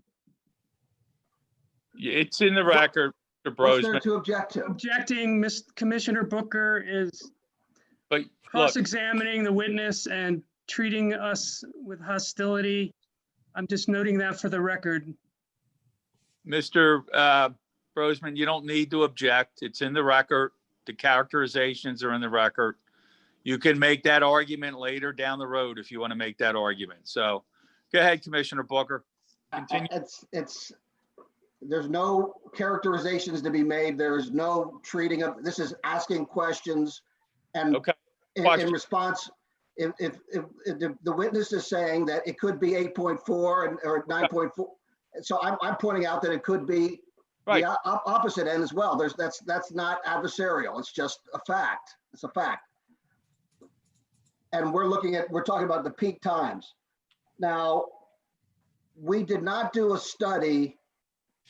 Well, before I go to that, Mr. Sherry talked about, and he's right, there'll probably be much closer to 80 trips every morning. But we're just looking at this one peak hour, whatever it is, if it's 8 to 9 or 9, I don't know, whatever hour he's using, but it's just 1 hour he's using, just that one sliver to demonstrate the most impact. And I would characterize that as detrimental. You can characterize it as beneficial if you like, but I characterize it differently. That intersection that's not within the study at Eagle Road, Stratford Ave, Eagle Road is a very bad intersection. You have Mr. Sherry's correct, because that intersection, the question is, why not take it down and do a study down there? Because that intersection backs up because of the fact that it's a blind entrance, because there's a bridge right there, and people coming down the hill from Old Eagle School really can't be seen. So that backs up. It's a very bad intersection for delay, and especially when you compound over several hours, not just a peak hour. My guess is that it will be detrimental to the neighbors when you stack hour up after hour after hour in the morning for 80 cars. Commissioner Booker, let's ask the traffic engineer that question. Mr. Tavani, why didn't you study that intersection? Mr. Solicitor, I gave an answer to this question as best I was able to Mr. Sherry. I believe the record stand. And the only thing that I would also add, which I didn't mention in my response to Mr. Sherry, was I'm not even entirely sure if the intersection mentioned is within Radnor Township or not, which is also another consideration. It's at the border of Radnor Township. Okay, so let me just clarify. You didn't study that intersection because you didn't think it was necessary. Is that right? Just to summarize my previous response, as you can plainly see on the screen, the impact of the site is neither detrimental nor beneficial at the intersections closest to the site. I would describe it as virtually unmeasurable in most cases. So it only stands to reason that the further away one travels from the site and or the more underlying traffic volume there is at further removed intersections from the site, the greater the diminishment of the impact of the site will be. So traffic engineers would probably love to study every intersection in every township for the smallest study imaginable, but Is there any requirement in Radnor Township's ordinances that you study intersections within a certain distance, quarter mile, half mile? Is there anything like that that you're aware of? This study was prepared in accordance with 255-20B5, even though that section of Saldo says you should only do a study for residential developments greater than 50 units. So technically a study isn't even required by the ordinance. But I believe that the study area was prepared in compliance with that ordinance. And I would point out that, as we heard from council earlier, we are in receipt of a letter from the township's traffic expert found in A6, and nothing was mentioned in that letter disputing the intersection studied or suggesting adding thereto. Okay. Mr. Booker, Commissioner Booker, any other questions? Yes, I do have several other questions. Again, I think that we demonstrate that there is some impact. I characterize that as detrimental because it increases the wait time at intersections. You could say that's beneficial if you like. However, what I'm specifically referencing in this case is hour after hour after hour of morning and evening impact. So you would have to say that to the extent that a delay in 1 hour continued on to the second hour, continued on to the third hour, that it could have an addition or a multiplying effect in delaying an intersection. And we don't look at that in this study, correct? Everything that you just stated is essentially false. How so? Well, firstly, unless you're a motorist who is driving back and forth to the site during 1 hour and then the next hour and then the next hour, which I think very few motorists do, this successive or multiplicative impact of delay just simply isn't realized by the motorist. The people who leave in the morning to go to work drive during that 1 hour, whether it's the peak hour, the hour preceding it, or the hour following it, and then they return later. So this whole notion that you invented of aggregate delay, it just doesn't exist. I haven't heard of it in 27 years of practice. And although you're the elected official, you're not the expert witness offering testimony right now. So I think you're stating things that just simply are true, which is why I said what you said is essentially false. Well, I am the elected official, and I'm the arbiter of this. What I'm saying is that people may not necessarily go 2 or 3 times to that intersection in the morning, although they may. What I'm saying is that as delays back up for the cars that are there, they don't start fresh the next hour. There's a continued delay, and there is an aggregate delay, especially at an intersection that is very difficult for people to move through because of the traffic on the Old Eagle School. So we just disagree. Now, my final question is, my final question is, you did not do a study for the by right R4 plan in this case, correct? This is the only study I produced. And this study relates to the 41 townhomes that are the subject of the conditional use hearing. Yes. So you can't say whether the R4 by right plan would be less of a less of an impact on these intersections because you didn't study that.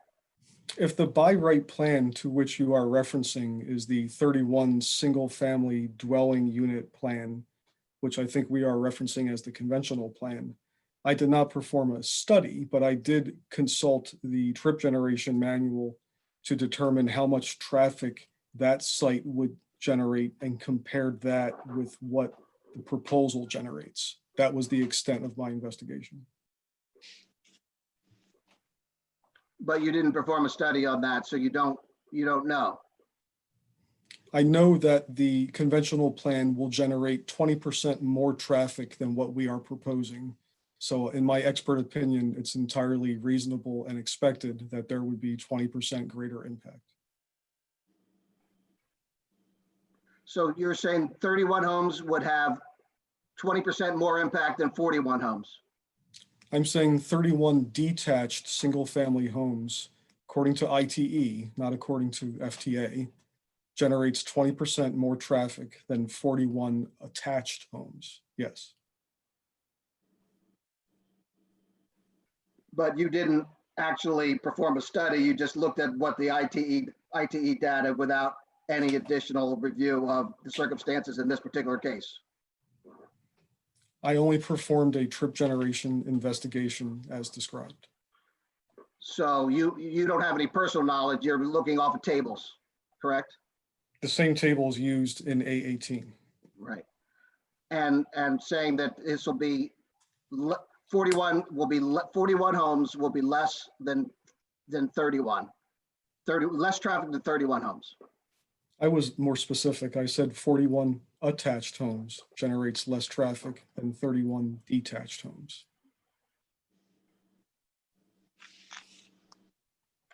Again, it's difficult for me to believe that that's the case, but no further questions. Thank you. Commissioner Enderle, any question? He just left. Commissioner Borowski? Yes, Mr. Tavani, thank you very much for your presentation. I appreciate it. My one question, just one question is, did you say, and I apologize if I missed this, what days of the week you did these studies, or what days you generated these for? The counts were conducted on Thursday, May 16th, 2019. Okay. And is Thursday, is that a day that the farmer's market is open? And, you know, I don't know. It is not. I'm sorry, Damien, it is not? It is not. Typically they're, I mean, outside of holiday weeks, they're open Wednesday, Friday, and Saturday. Okay. Thank you for that. I appreciate it. Mm-hmm. So one of the things that you said is the number of trips and what's generated is not going to impact the traffic very much. And you noted that and again, you are far more an expert than I am. Please, and do not take this as an insult to your expertise. But you noted that Stratford Road is not very highly traveled road. And I would wonder when it comes to the traffic studies and whatnot, do you take into account, like, when there are things in the area that are drawing more traffic, that are creating more congestion, that may not always be there? Is it just this one snapshot in time when you look at the traffic there? I believe I understand your question. I'll do my best to answer it. A traffic engineer endeavors to conduct data collection on a day that represents what is, most typical, average, or normal for an area. So we typically avoid Mondays or Fridays, especially closer to the summer months, for example, because people may tend to take 3-day weekends or 4-day weekends. So those days could potentially underrepresent volumes. So we typically like to focus on Tuesdays, Wednesdays, and Thursdays. We certainly would like school to be in session, avoid holidays, avoid inclement weather conditions that could affect people's choice of travel, either mode or to travel entirely. So I endeavored to do all those things. Regarding the farmers market, I'm looking on their website right now, and as we heard earlier, they are open Wednesday, Friday, and Saturday. And they specifically opened 6 a.m. and close at 4 p.m. on each of those days. Now, as I think I testified earlier, the PM peak hour is typically the 60-minute peak between 4 p.m. and 6 p.m. or maybe 7 p.m. So the farmers market wouldn't really affect the PM peak period or PM peak hour as traffic engineers typically define it and study it. So we can rule that out pretty quickly. So, the question is, if the count was done on Wednesday, because again, I said we try to avoid Fridays, if the count was done on Wednesday, would it have made any difference? My general thought is probably not. Although the farmers market is open, it opens at 6, and although there may be additional traffic added to the study area when it's open, you can see plainly on the screen here that these levels of service, these delays are very low. And if there were some additional trips that early in the morning due to the farmers market, it's my professional opinion that it would not have substantive impact on these levels of service. As I also testified earlier, when you have more traffic, in some cases, all that really tends to do is dilute the impact of a site. Taken to an extreme, if you have a road that has 100 trips on it presently, and you add a site that generates 100 trips itself, you're doubling the traffic on that road. But if the underlying traffic was 500 or 1,000, the 100 trips is a smaller percentage increase.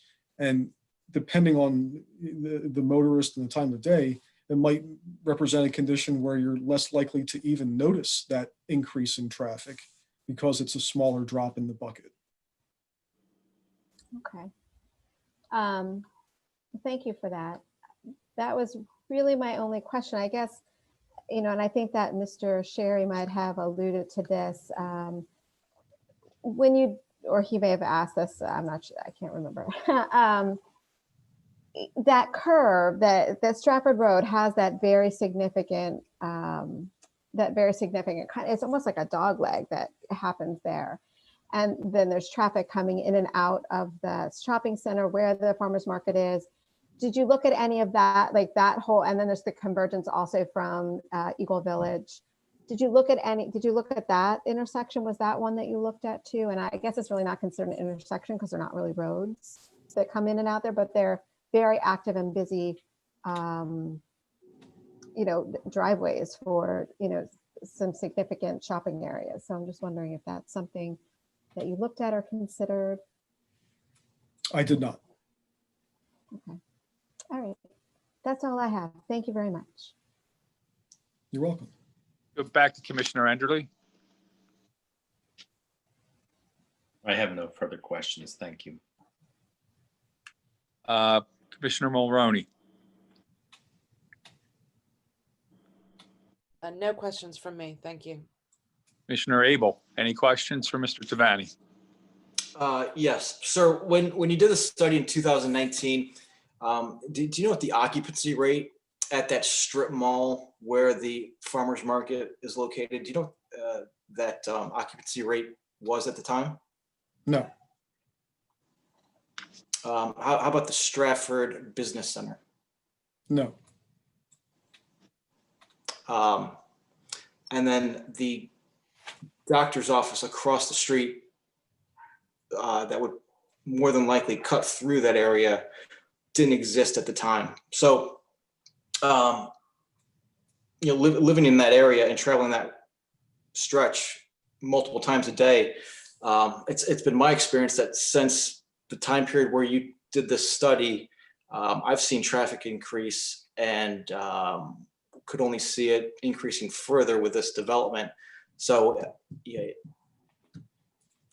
don't think it'll be done, but my guess is the traffic, there's more traffic through that area at the current time, even when we're in COVID restrictions than was the case in May 2019. No further questions. I appreciate your insight and into not looking into those occupancy rates. Commissioner Farhi, any questions? Yeah, I have a few. If I could start with Mr. Brosman, what was the last question that you asked Mr. Tavani? Do you have that question handy? I think it was, we could probably have it read back, but I think I know the question. I probably won't get it exact, but Close. with a lot of witnesses, I end with a question like I did with Mr. Tavani. Conditional use law says that if you're going to deny a conditional use because of impacts, there has to be substantial evidence brought by any opponents to show that there's a greater detrimental impact than you would see from a typical similar development. And that's because that by allowing a use as a conditional use, it's been determined that all the normal impacts are allowed. So I asked a question in Mr. Tavani's opinion, if this had detrimental impacts, would they be any greater detrimental impacts than a typical similar development? Okay, thank you. So just alluding to that question, Mr. Tavani, you are very experienced. You've been doing this for 27 years. I assume that the developer is paying you, which is fair, obviously. Have you ever answered the question no back to someone paying you money that the answer is yes, there will be a detrimental impact, and I can't give my stamp of approval on a project in your 27 years? Or how many times have that happened, if it has? I don't keep track of wins and losses. I simply perform credible engineering analysis, which is often thoroughly reviewed by the township traffic engineer on staff or on retainer who is paid by the township. And in this case, that person offered very limited comments on my traffic study, so I can sleep well at night. Sure. So do you mind me asking who paid for the study? Who paid for the study? Yeah. I actually do not know the exact name of the entity, but my contact is one of the people present on the call today. Sure, because the one thing that I learned when I was in grad school is that data and statistics are expensive, and knowing who pays for them is always, the first question that you ask when you talk about statistics. So you don't have a name of who paid for the data? I think it would be the applicant paid for the study. Okay. Is it? I'm sorry, Mr. Ress. I can confirm, of course, the applicant paid for the study. The applicant is the Hamilton Trust that owns the property, and that's very typical. Okay. And again, I don't want to harp on a question. I don't care about wins and losses. It's not a personal, I don't care about your record. I just want to know, maybe you can give me a percentage, but how often it occurs.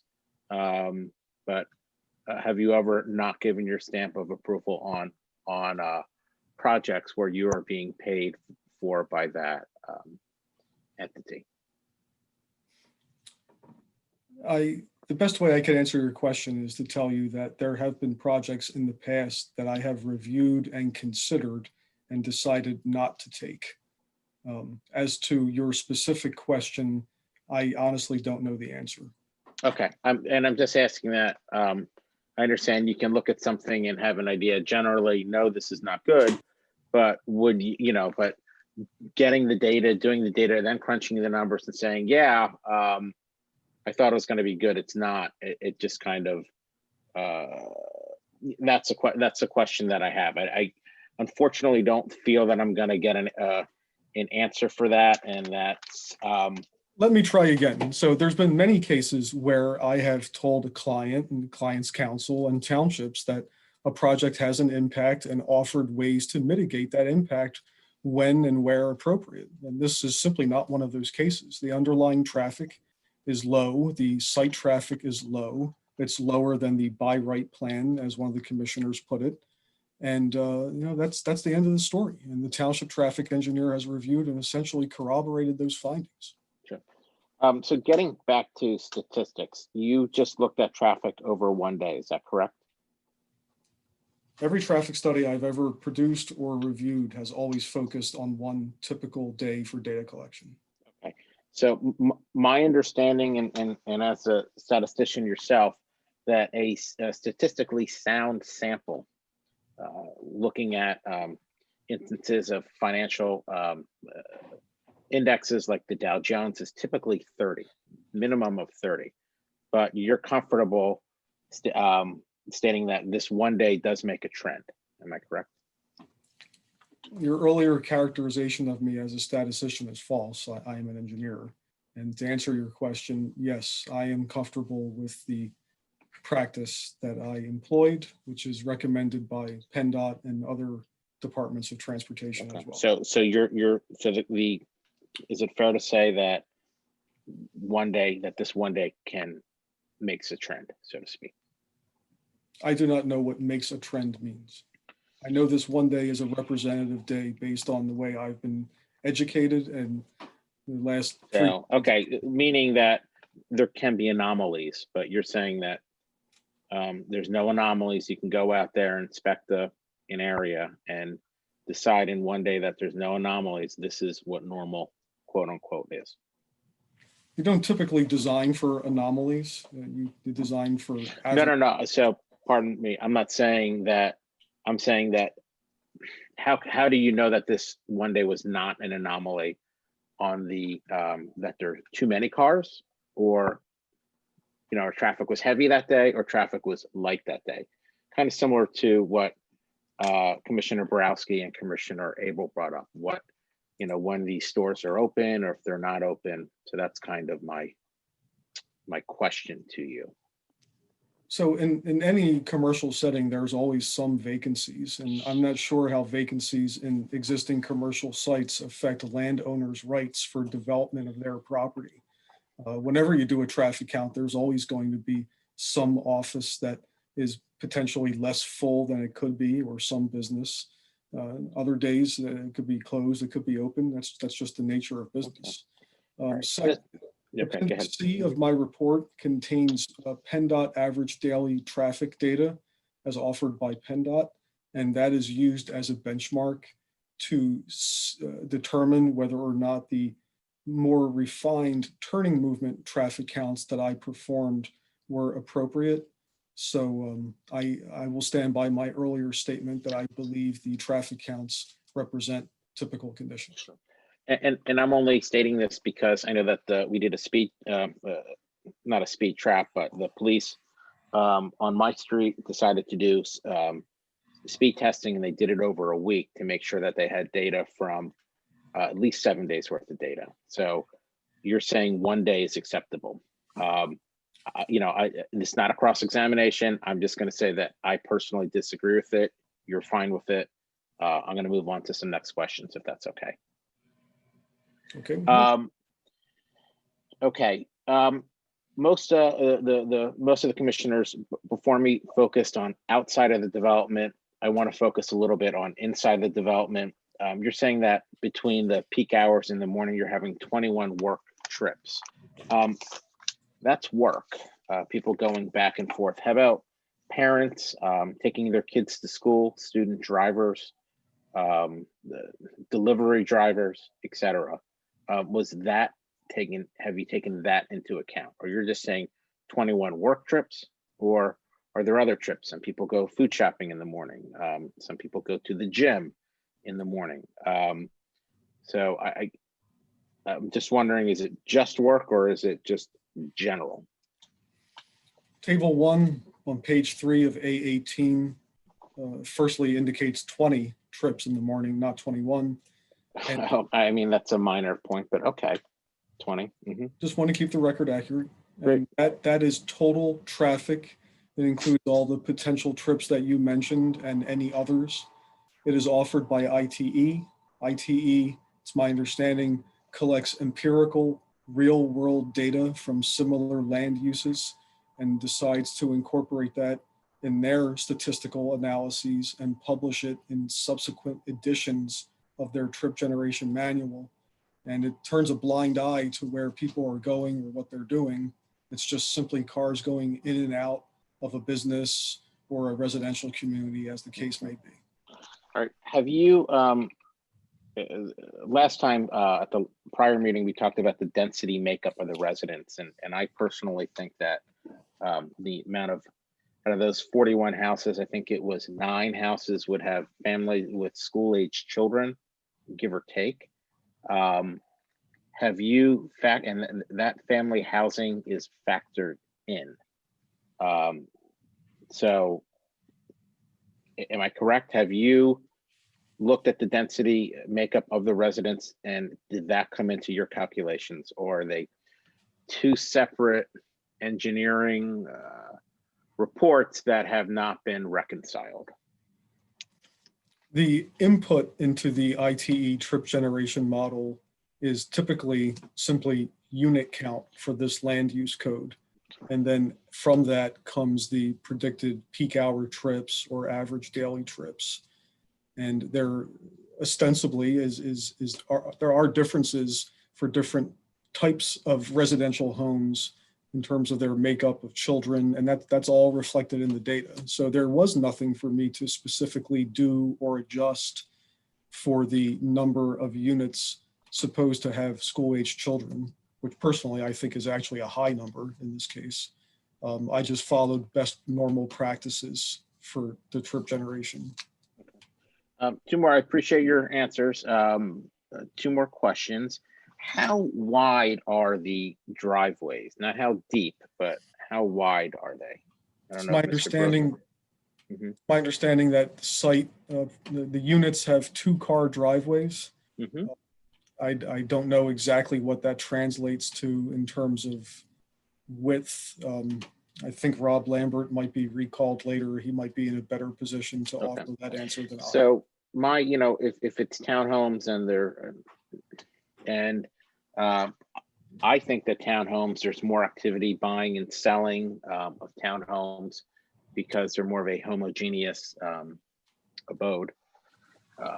So there will be more moving in and moving out in a general sense, turnover, so to speak. So my question is, with that being the case, when you have moving trucks for furniture and for vans, some of them are 27 feet, where would they park without blocking a driveway or someone's driveway, obviously? And would there be spillover into the next driveway, or would they have to park more in the center of the street, allowing, for a very sharp turn, I guess, if you're backing out? So what's your, I don't know if you can comment on that. Certainly. So these are not apartments. These units will not be turning over, monthly or even annually. But, assuming what you say you believe is correct and that there is some turnover, maybe every few years, it would be my expectation that the neighbors would work together, being neighbors and friends, and, coordinate that to have least impacts as possible. If you go to Center City, for example, people don't have garages or parking at all. So there's always ways to accommodate these infrequent anomalies, such as moving. Sure, but blocking the street or blocking someone's driveway, I understand would be a homeowner's issue, but it's also a traffic safety issue. It's also a first responder issue. So I do have one more question as well. I know that you did your traffic study, what is it, May 16th, 2019? Is that the correct date? That is the correct date. Well, COVID has changed a lot of things. And for instance, delivery trucks are one of them. They may not be as long as a driveway or in that, I guess, not depth, but more width issue. But we see more deliveries, more Amazon deliveries. So my question is, and I'm gonna be honest, I am not sold that one day of data makes a trend. And I think that you're smart enough to understand that. I think we need to take into consideration that it's a new normal, and it may be a new normal. These companies are ramping up deliveries, home deliveries, and it's just as economical to the consumer that we're going to have more traffic driving in and out of this development. And you're going to say, well, okay, so what? The delivery drivers that I found, you know, when you drive down your own street, you drive a lot slower than some of these Amazon and FedEx delivery drivers. I apologize for calling out two companies. So to me, that's a traffic safety issue. And then based on the fact that that was not because of COVID and what we could have a quote new normal, that is not in your data. So one day's worth of data a year and a half ago, almost going a year and a half ago, in my opinion, is outdated at this point. Would So you be able to sorry, let me finish. Well, You know, I'm let me finish my question, Mr. Rice. I am. So please No, let me finish. I know ahead. I'm not making a statement. If you let me finish. Go ahead. Thank you. So with that being said, that I believe personally that it is outdated based upon those two variables. Now, my question, John, is would it be possible for you to do another study? You only do it for one day, so my guess is it shouldn't be that difficult. Nothing is impossible. However, I find your statements to be faulty and inaccurate. Okay. I find that if you don't think that we're in a new normal with COVID and with delivery and home delivery, I object to your testimony this evening. I did not say that. You characterized my response that way. No, If you're interested in more of a response, the reason why I disagree with you is for a few reasons. Firstly, places like Amazon certainly had, I'm sure you would agree with me, at least some popularity in 2019. Whether or not there's more activity with them presently due to the pandemic or not, I don't have that data. I'm assuming you don't either. But taking what you're saying at face value, that places like COVID are doing better and people are people are using their services more frequently, you're creating an argument for why traffic is actually reducing, rather than people leaving their homes more frequently to go food shopping or some sort of retail shopping. If they are in fact relying more on this new normal, as you call it, to do things online, that means that rather than have 5 people leave their homes in this community at some given time to go food shopping, now there may be one delivery van or truck that's going to the site to make deliveries to those people, maybe 3 of them, maybe 4, maybe all of them. So the reason why, sir, I think what you said is faulty is because I think if I did the counts now, they would probably be lower, not only because of the pandemic, but because of the reasons I gave. Okay, so I disagree with that statement, because sometimes when someone goes out shopping, they go to 3 or 4 stores. And if you buy 3 or 4 things on Amazon or other mobile websites, that changes. Your assertion that is Amazon doing well? Absolutely. Anyone that has a newspaper, or not, pardon me, that has a TV or can look at their earnings, will let you know that they're doing better. Again, I appreciate your answers to these questions. I'm not trying to be adversarial. I just want some answers. Safety is important, and the answers that I got, I appreciate. There definitely were some answers that or statements that I'm not comfortable with, but thank you. You're welcome. Thank you. Commissioner Larkin, any questions? Yes. Mr. Tavani, I want to revisit a couple of the answers that you've given and ask you some additional questions. And then I have a few of my own. I think I can be fairly concise, though. You had mentioned that detached homes generate more trips than townhomes. Is that correct? Correct. Why is that? Well, I am speculating because, again, the data that I'm relying on is proffered by the Institute of Transportation Engineers. It's the resource that virtually all traffic engineers use for trip generation. As I mentioned, it's my understanding they collect empirical real-world data and then use that to predict how much traffic a similar site would generate. It's possible that single-family homes tend to be larger than attached homes. It's possible they may have more bedrooms and therefore more occupants and therefore generate more trips. On a personal note, I moved to Lower Merion not long ago. I bought a single-family detached home. I have 2 children with a third on the way. And I specifically did not buy attached housing because I wanted a single-family home with a yard and places for my children to play. When they get older, they will drive, probably. And this house will generate more traffic than a similar attached townhouse, at least in my case, because I didn't buy that townhouse. And I think that typically the houses are bigger and have more occupants. So understanding that you're speculating a little bit here, but based on your experience and expertise, it sounds like fundamentally there's just not the space in an attached home to put the same number of cars as there would be in a detached home. Is that correct? Well, close. It's not so much about the cars, it's about the residents. It's about the number of people. You could have a house that has 10 cars, but if it only has 1 person, you can only generate 1 trip per hour. There's only 1 operator of one of those 10 vehicles. Understood. Thank you for the correction.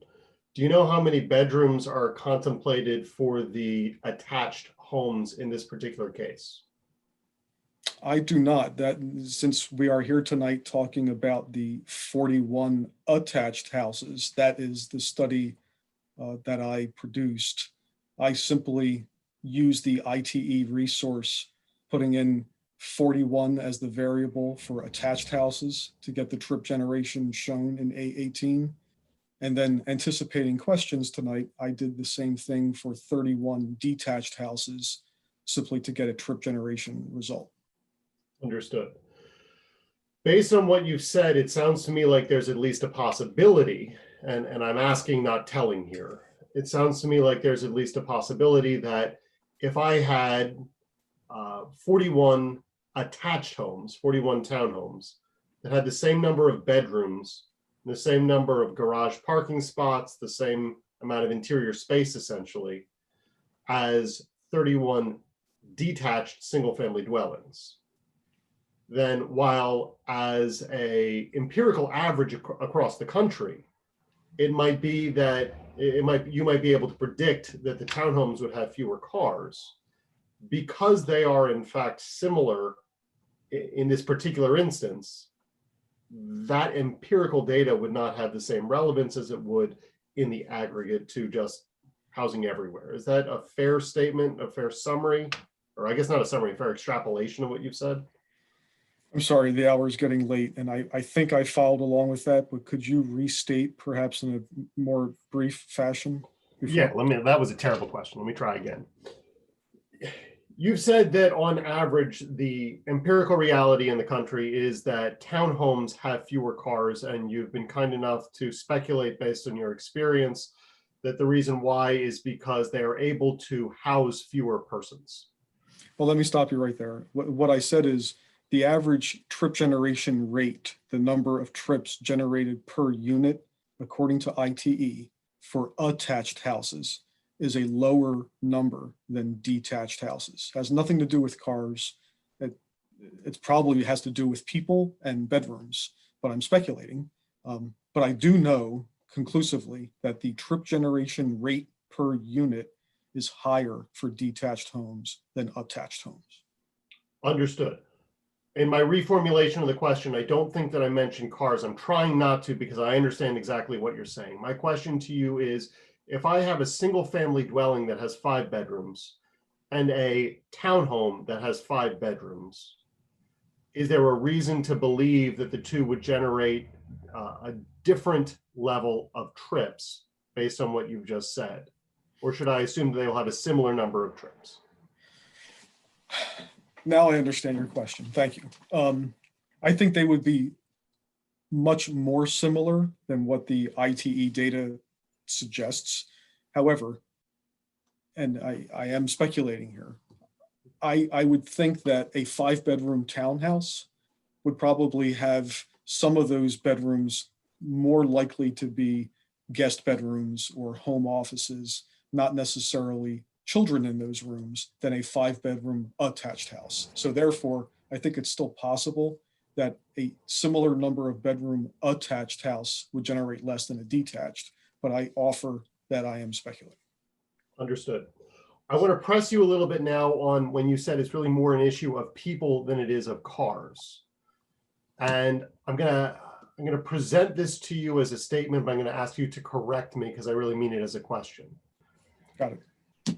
Is it not the case that both the number of people and the number of cars can act as a throttle on the number of trips? And by that, what I mean is I might have 10 people in the house, but if we only have one car, then we can only generate one trip at a time. Whereas I may have one person in the house, even if I have 10 cars, I can only generate one trip at a time. I need parity between the number of people and cars. Is that correct? I agree with you. Okay.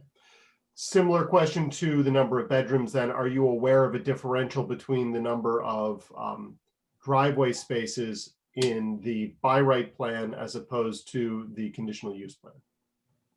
I'm not aware. I want to move to a different subject a little bit. You have been asked a lot about the time that you did the traffic study here, the date that you did the traffic study, and how that relates to future potential times. So for instance, what happens when the farmer's market is open? What happens when the doctor's office is open? We know that there are going to be additional stores that are added to the adjacent shopping center, and you've been asked a lot of questions about that. Do you recall those questions?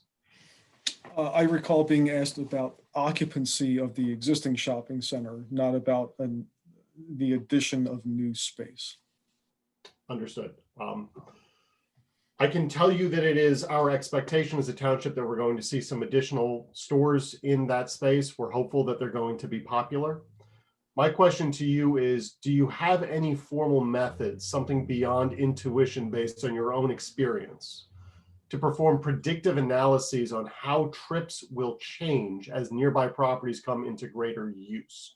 Properties like the farmer's market, the new and more popular stores, the new doctor's office opening, and anything else that we can't yet predict.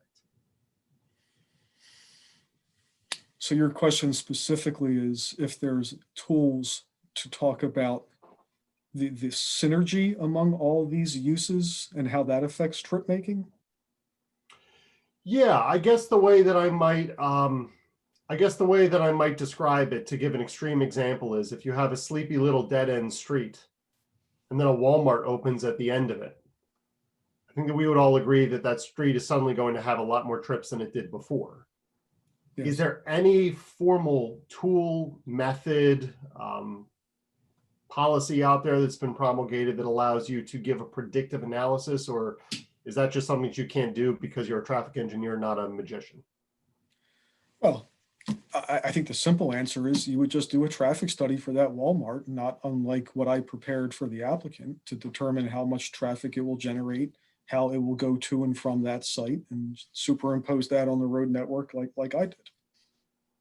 That makes sense. The problem is we cannot ask a new shop to perform a traffic study. We don't get a yes or no just because a new renter is going into a shopping center, which is why I'm coming to you with the question. And what I'm hearing from you is you just don't have that methodology. I think that's a fair statement. I would offer that, again, there's always some transient nature to shopping centers. Some tenants close, other tenants open. If, for example, a new tenant is coming into the nearby shopping center that is food related, and your question is how that could impact traffic in the area, I would point out that just because a popular food related tenant opens in an adjacent shopping center doesn't mean people are necessarily going to be eating more. It just means that they may be patronizing that location, potentially at the expense of another location they are currently patronizing. So it could simply be a reassignment of existing trips to places that sell food. But there really is no tool that I'm aware of that would prove that other than common sense. Okay, and here's a process for you, a process question for you. Do you know if you're going to have to perform an additional traffic study or create a new report for the saldo process once we're through this? Or is this going to be the study that we would see then? I mean, I believe that this study was performed in accordance with the applicable township ordinance and that it would likely just be reused in its entirety. And if the township traffic engineer had new comments, I don't know why they would be different then than they are now, but we would certainly answer them as best as we were able, subject to some reasonableness. Yeah. I'm not saying that you must do it. I'm asking the question whether you would or whether you should. When you perform your calculations in this case, did you take into account the 9-home development that the developer is planning to put into the east of this one? I believe I did, yes. Okay. I performed a separate study for that application as well. Are those two studies then going to be more or less identical, although I assume that you might have a different intersection for that second study or an additional no. intersection? I believe they're the same intersections, and that site only being 9 single-family homes, it generates single-digit directional trips. So there was certainly no reason to expand on the study area. Okay. I think I understand what you're saying, but I want to push a little bit to make sure that I do. Mm-hmm. It sounds to me like you're saying you did one study for the impact of the 9-unit development and a second study, which we're talking about now, for the impact of the 41-unit development. When you contemplated the 41-unit development, did you add in the trips that would be generated in the future by the 9-unit development, or are they two totally separate reports? I see. I believe the answer to your question is no. Each study simply analyzes its own location. Okay. Are we able to just add the numbers together, or is it going to be, well, no, I guess we couldn't do that because that would be adding the total number of trips and there are existing trips on there, I assume. Is there some way that we could see what the interaction between the two reports would be? Bern, can you scroll down a bit to figure 6? I'm sorry if I woke you up there. That was quick.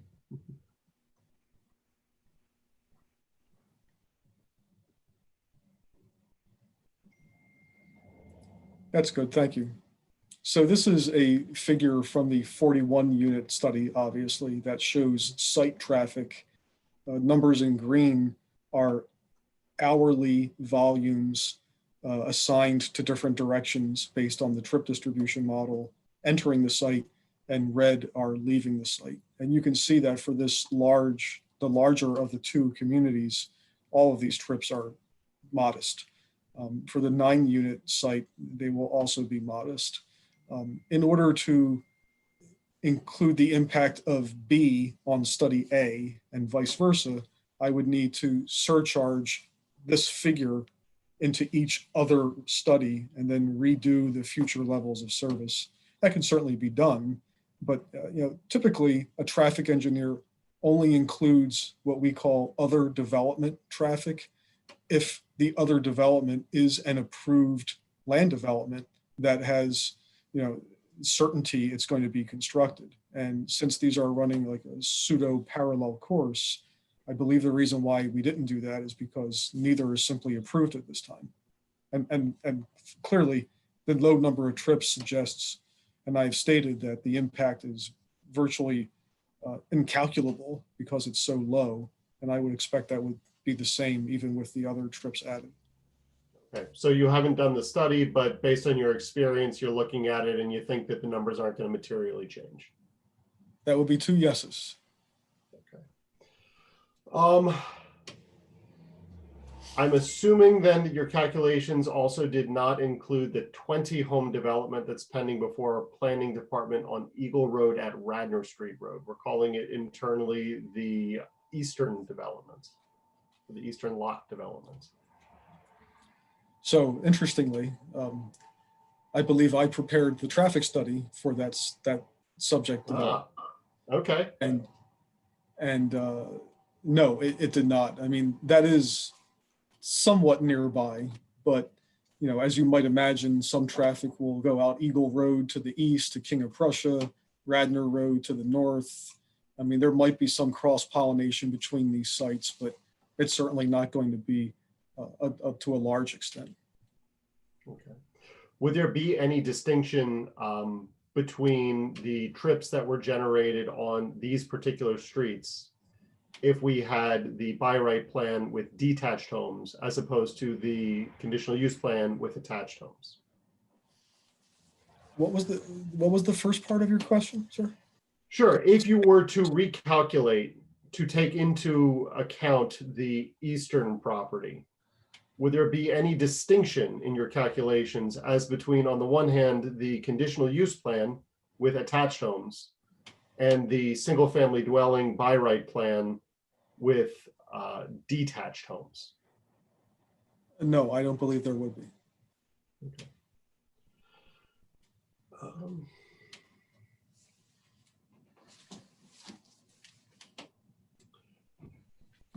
I have two last questions for you. I promise I'm almost done. It's late and I'm as tired as you are. Do I look that tired? I'm sorry. Actually, you know what? I take that back. I've got a newborn at home. I'm much more tired than you are. Yeah, touche. When you plug this in, when you plug in the number of dwellings, it spits out, as I understand from what you've said, your methodology spits out a number of, is it trips that are generated?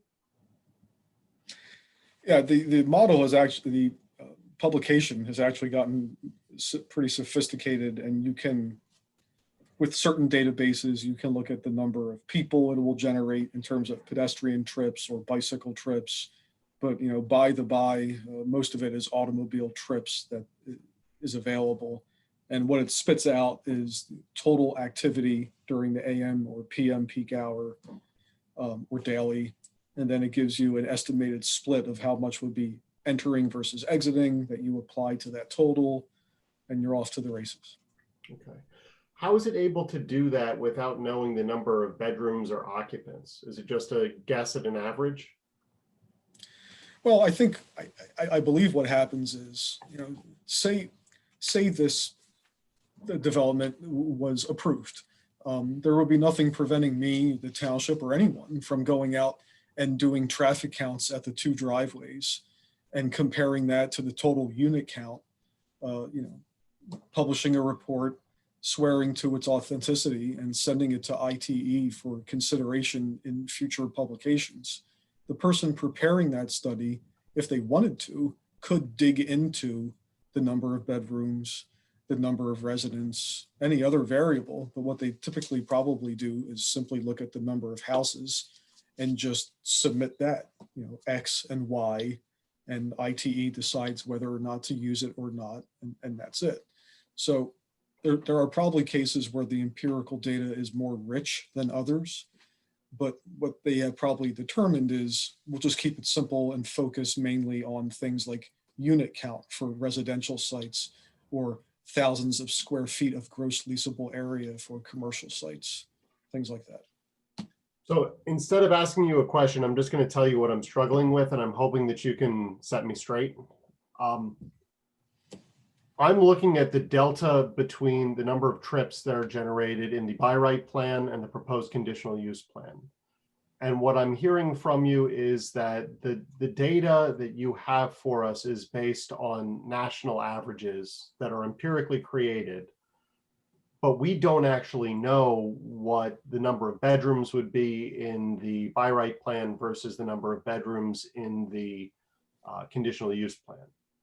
So how are we able to be confident? I guess I will be asking you a question. How are we able to be confident in this data without, I mean, I understand that we could say on average, if this was just any particular development in the United States, this is what it's probably going to work out to be. But we know the developer in this instance. We have some idea of what the number of bedrooms would be under Plan A versus Plan B. How do we have confidence in these numbers without factoring that in?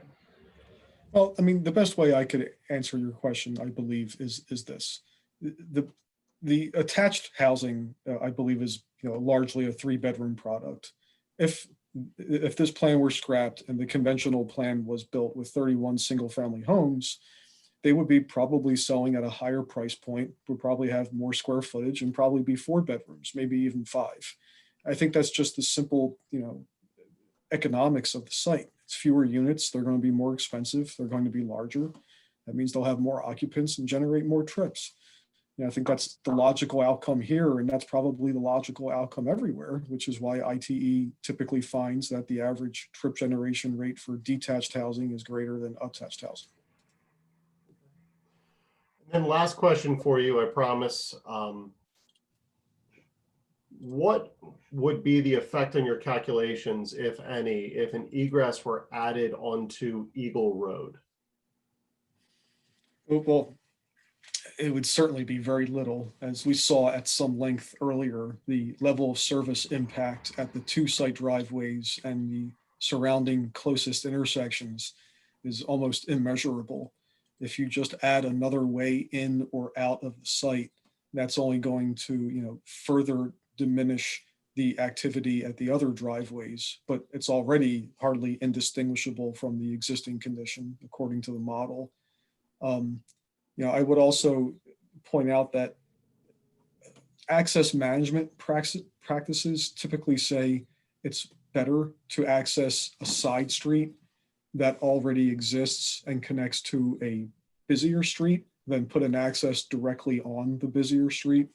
So that would be exactly what adding another driveway to Eagle Road would be doing, which is, works against access management policies. The intersection of Stratford and Eagle is all-way stop controlled. There's a stop sign on every approach. That makes it a lot easier for motorists to cross or merge with traffic safely. So I would think that it's probably a better option to keep it the way it is and have the traffic go out to Eagle Road if it's going north or south, east, west. So I think it's a better plan as presented, but in fairness, adding another driveway isn't really going to change that much. Okay. Excellent. Thank you very much. And thank you for bearing with me. Thank you. And Mr. Brosman, do you have anything more with this witness? No, I don't think I do. I've been alerted that Mr. Lambert has the answer to the question you asked. Would you like him to come back on? I assume he's still under oath. Well, I think we're getting close to either taking a break or calling it a night. You have another witness after Mr. Lambert? I could. Let me say this. We have Eric Hetzel, who is a land planner who prepared the fiscal impact study that was submitted in the development impact statement. There was some reference made to that at the first hearing. And I believe one or more of the commissioners was interested in that testimony. So we had him available. I'm not sure a conditional use could be, a decision on a conditional use could really be based on any fiscal impact, but we had him available if that was something that the board wanted to hear about. We had submitted the study. So I guess I was asking, is that an issue and should we have that testimony? Well, that's your call. Let me just ask, Norma, do you need a break at this point? Yeah, I really could use one. If the board's okay with that, can we take 5 minutes and then come back and? Yeah, John, I'm gonna bail out here, and I'll wind up just watching the rest on YouTube. Okay. Well, let's take a 5-minute break and everyone can decide how you want to proceed. Mr. Lambert probably 5 minutes we could do tonight, but any further witnesses, it's really going to be up to you, George, whether you want to bring anybody else on. Okay. So, yeah, and Mr. Lambert is mainly going to answer that one question you had. Can we get an idea? I'm sorry, who's speaking? I'm so sorry. I'm Commissioner Mulroney, Maura Mulroney. Thank you. Of course. Mr. Brosman, can we get an idea of the rest of your witness list beyond this next one? If we put on Mr. Hetzel after Mr. Lambert. I didn't have any other witnesses planned. I may digest some of the questions we heard and we might decide to come back with more info, but I wasn't planning anything else originally after if Eric Hetzel testified.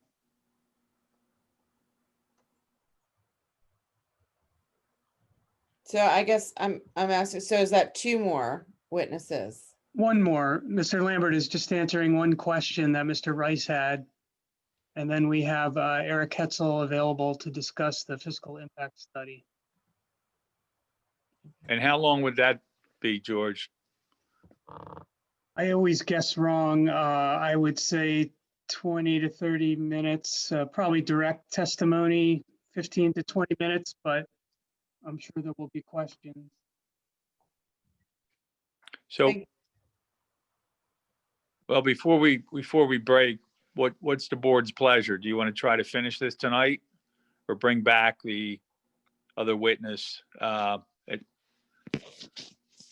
John, I another? guess my other question is that, do the other parties have witnesses to bring, or are they simply here to cross-examine Mr. Brosman's witnesses?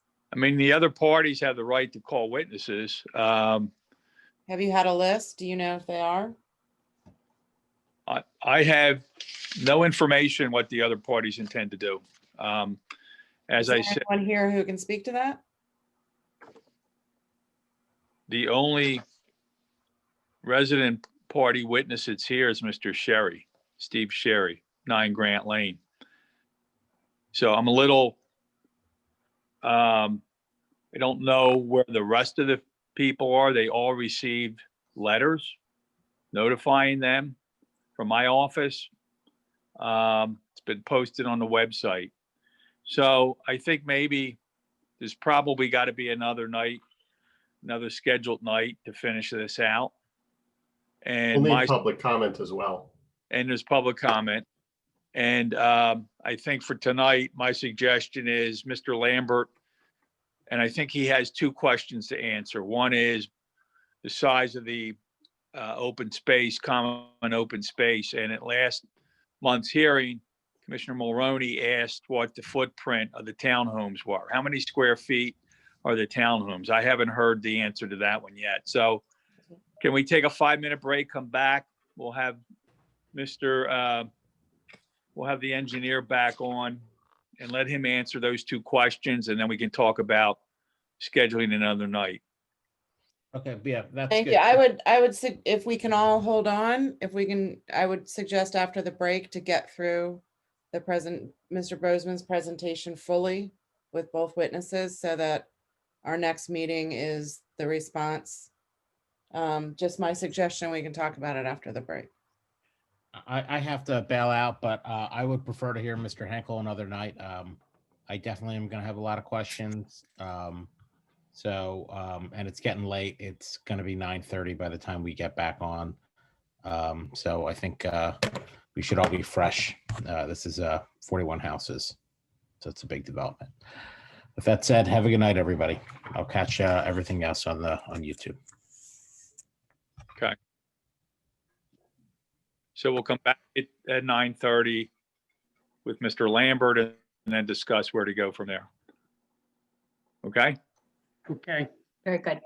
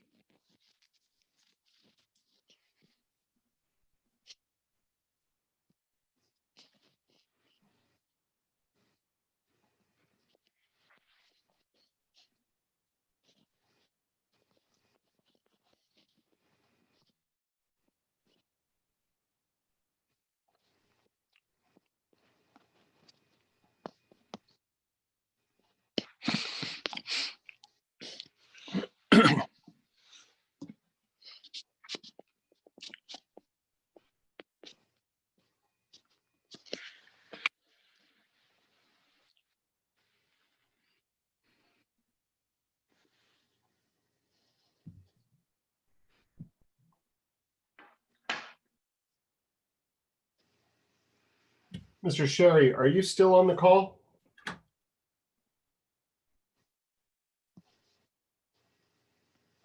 Yes, he is, Yes. Jack. Yes, I am. Could you tell us, how did you get notice of today's? Yeah, here's the issue, is the letter, I think all the residents within the prescribed distance received the letter. The letter was dated 16 December. When it arrived our house, I think it was during the Christmas week. So I'm not sure if it just, and it was from another attorney firm that we hadn't received one before. So I don't know what happened with the rest of the residents. There's confusion as to what happened. I don't think they reached out to get the link. I know myself, I worked the entire week of Christmas, and then my wife got COVID right when I came home. So it's been a crazy couple weeks. I can only speak for myself. I only registered this evening, and that's why I was late trying to get in. Okay, but you did get the letter.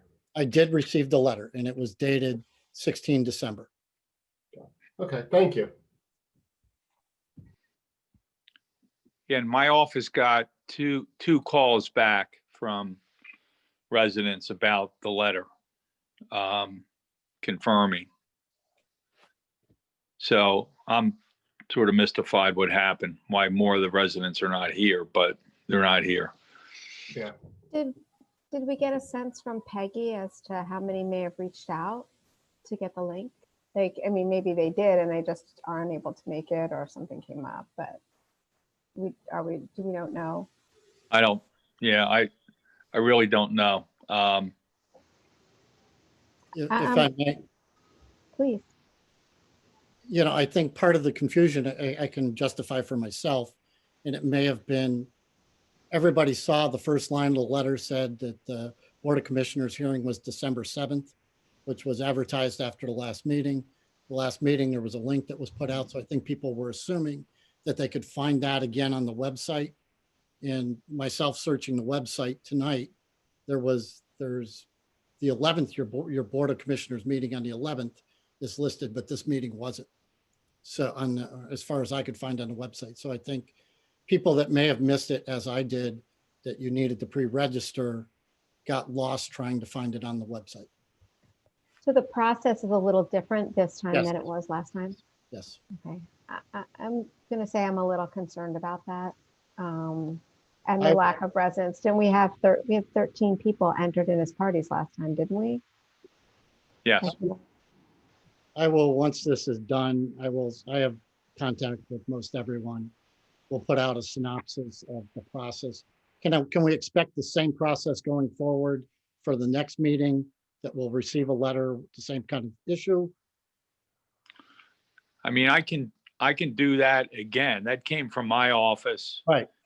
And I asked everyone to send my assistant their emails so that we could send that link out once it was available. I mean, obviously it wasn't available mid-December. So out of the 13 or 14 letters, we got 2 responses back, confirming emails.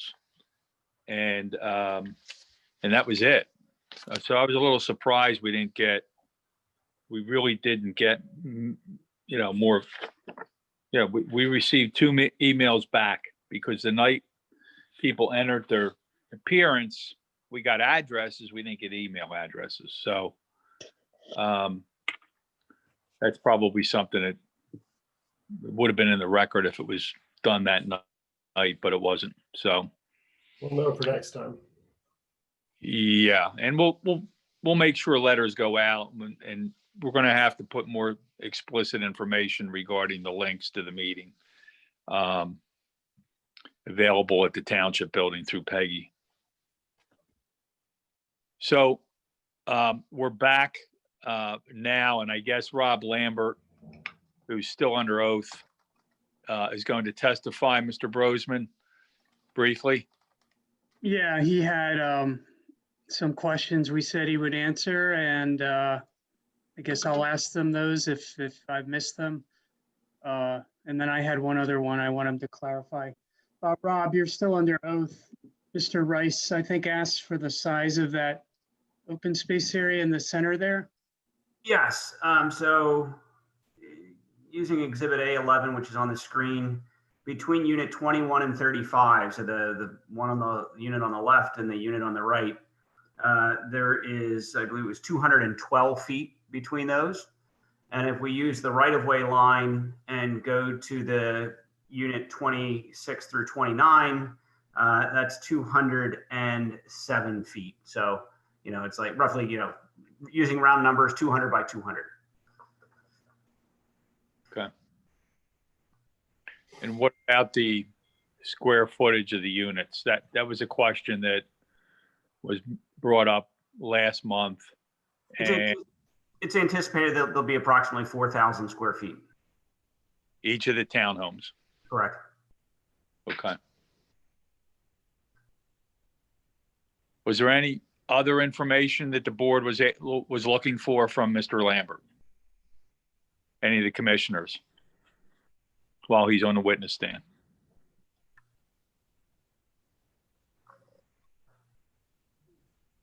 Okay. I had two follow-ups, John, if I could, real brief. Go ahead. Rob, I think did you hear Bern Panzak's testimony? Yes, I did.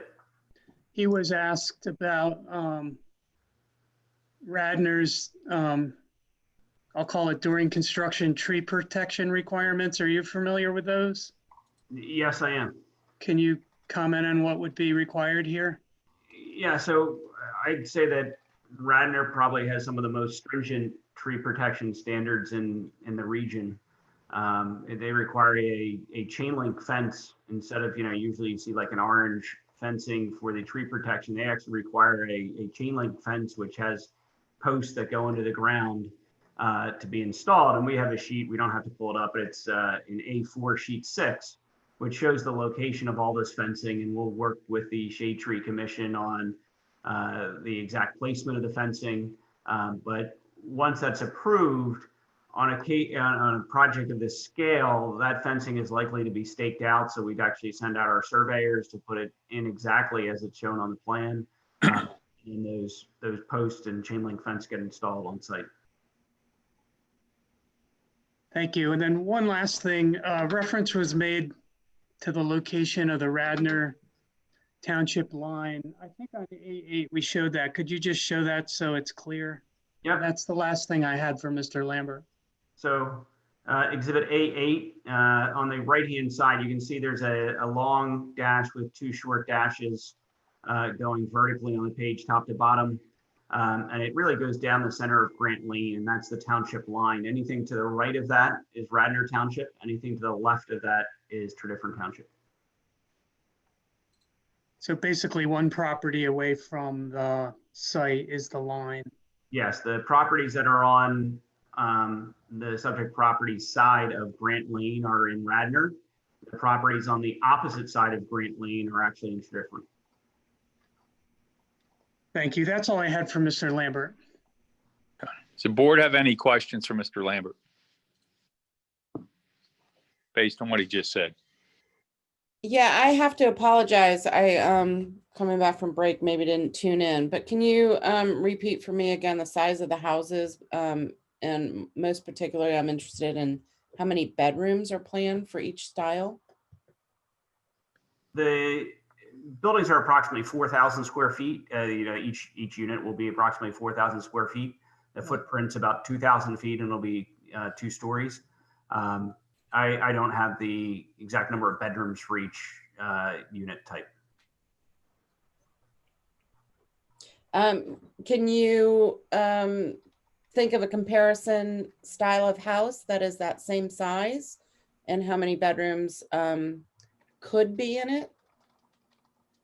For anything very close, of a similar product, I think the product and architecture is going to be different, but similar style unit would be right down the street at Villa Stratford. I think a lot of those were actually 3-bedroom units that were built at Villa Stratford. Less than 1,000 feet away.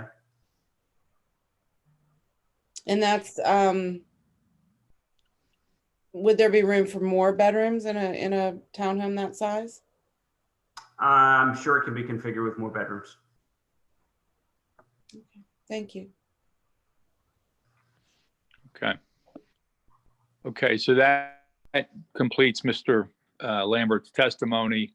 What's the board's pleasure about the additional witness that Mr. Brosman has? John, just as a point, I think I noticed Mr. Sherry was raising his hand. Oh, I'm sorry. Does he get to ask any questions of this witness? Sure, if he has a question of Mr. Lambert, he can certainly ask that question. Go ahead, Mr. Sherry. Yeah, it's real easy. Are these units going to have basements? I don't believe that's been determined 100%, but likely they will have basements. So it'll be 3 floors of living? It depends on the finish of the basement. Right. Okay. Thank you. Thank you, Mr. Sherry. Okay, back to, I think if we started another witness now, you're looking at probably another hour. Half hour to an hour. What's the board's pleasure? I think you've got to have another night of testimony and give the residents an opportunity to come back in, and there has to be some public comment also on this. So I think you're looking at another date, no matter what.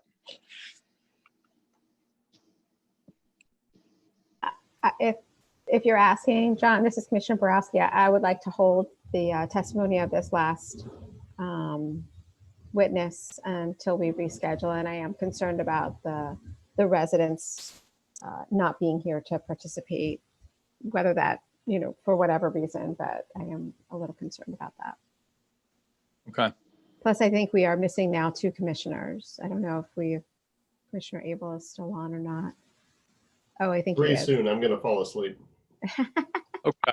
Well, Soon we're going to lose Commissioner Larkin too. As the person who suggested that we stay on for one more witness, I'm going to defer to my colleagues, and I can withdraw that suggestion.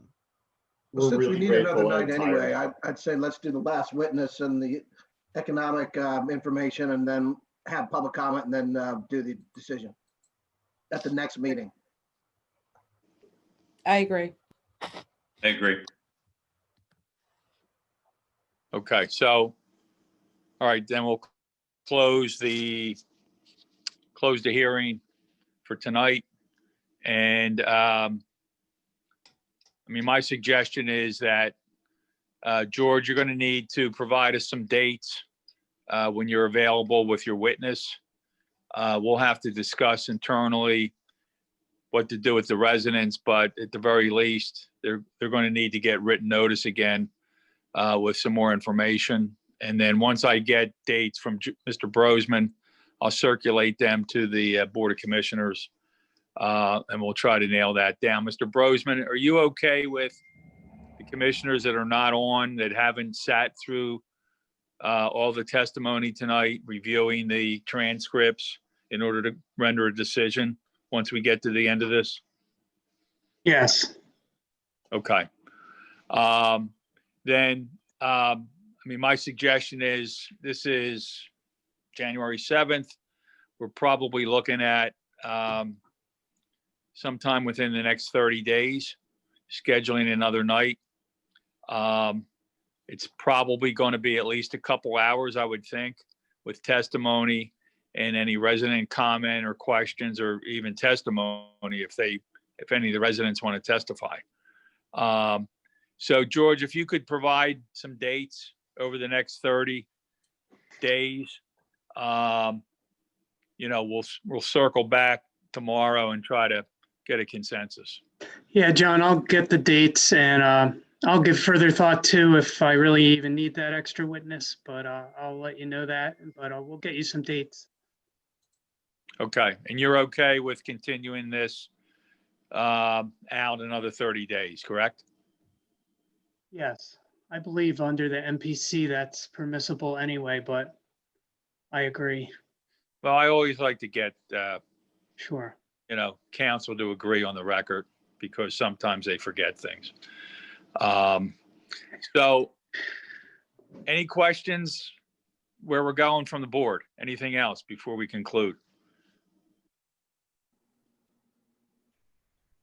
Okay, so I would suggest there be a motion to adjourn. I will so move. Is there a second? Second, Second. All in favor, say aye. aye. Aye. We are done. Thank you all.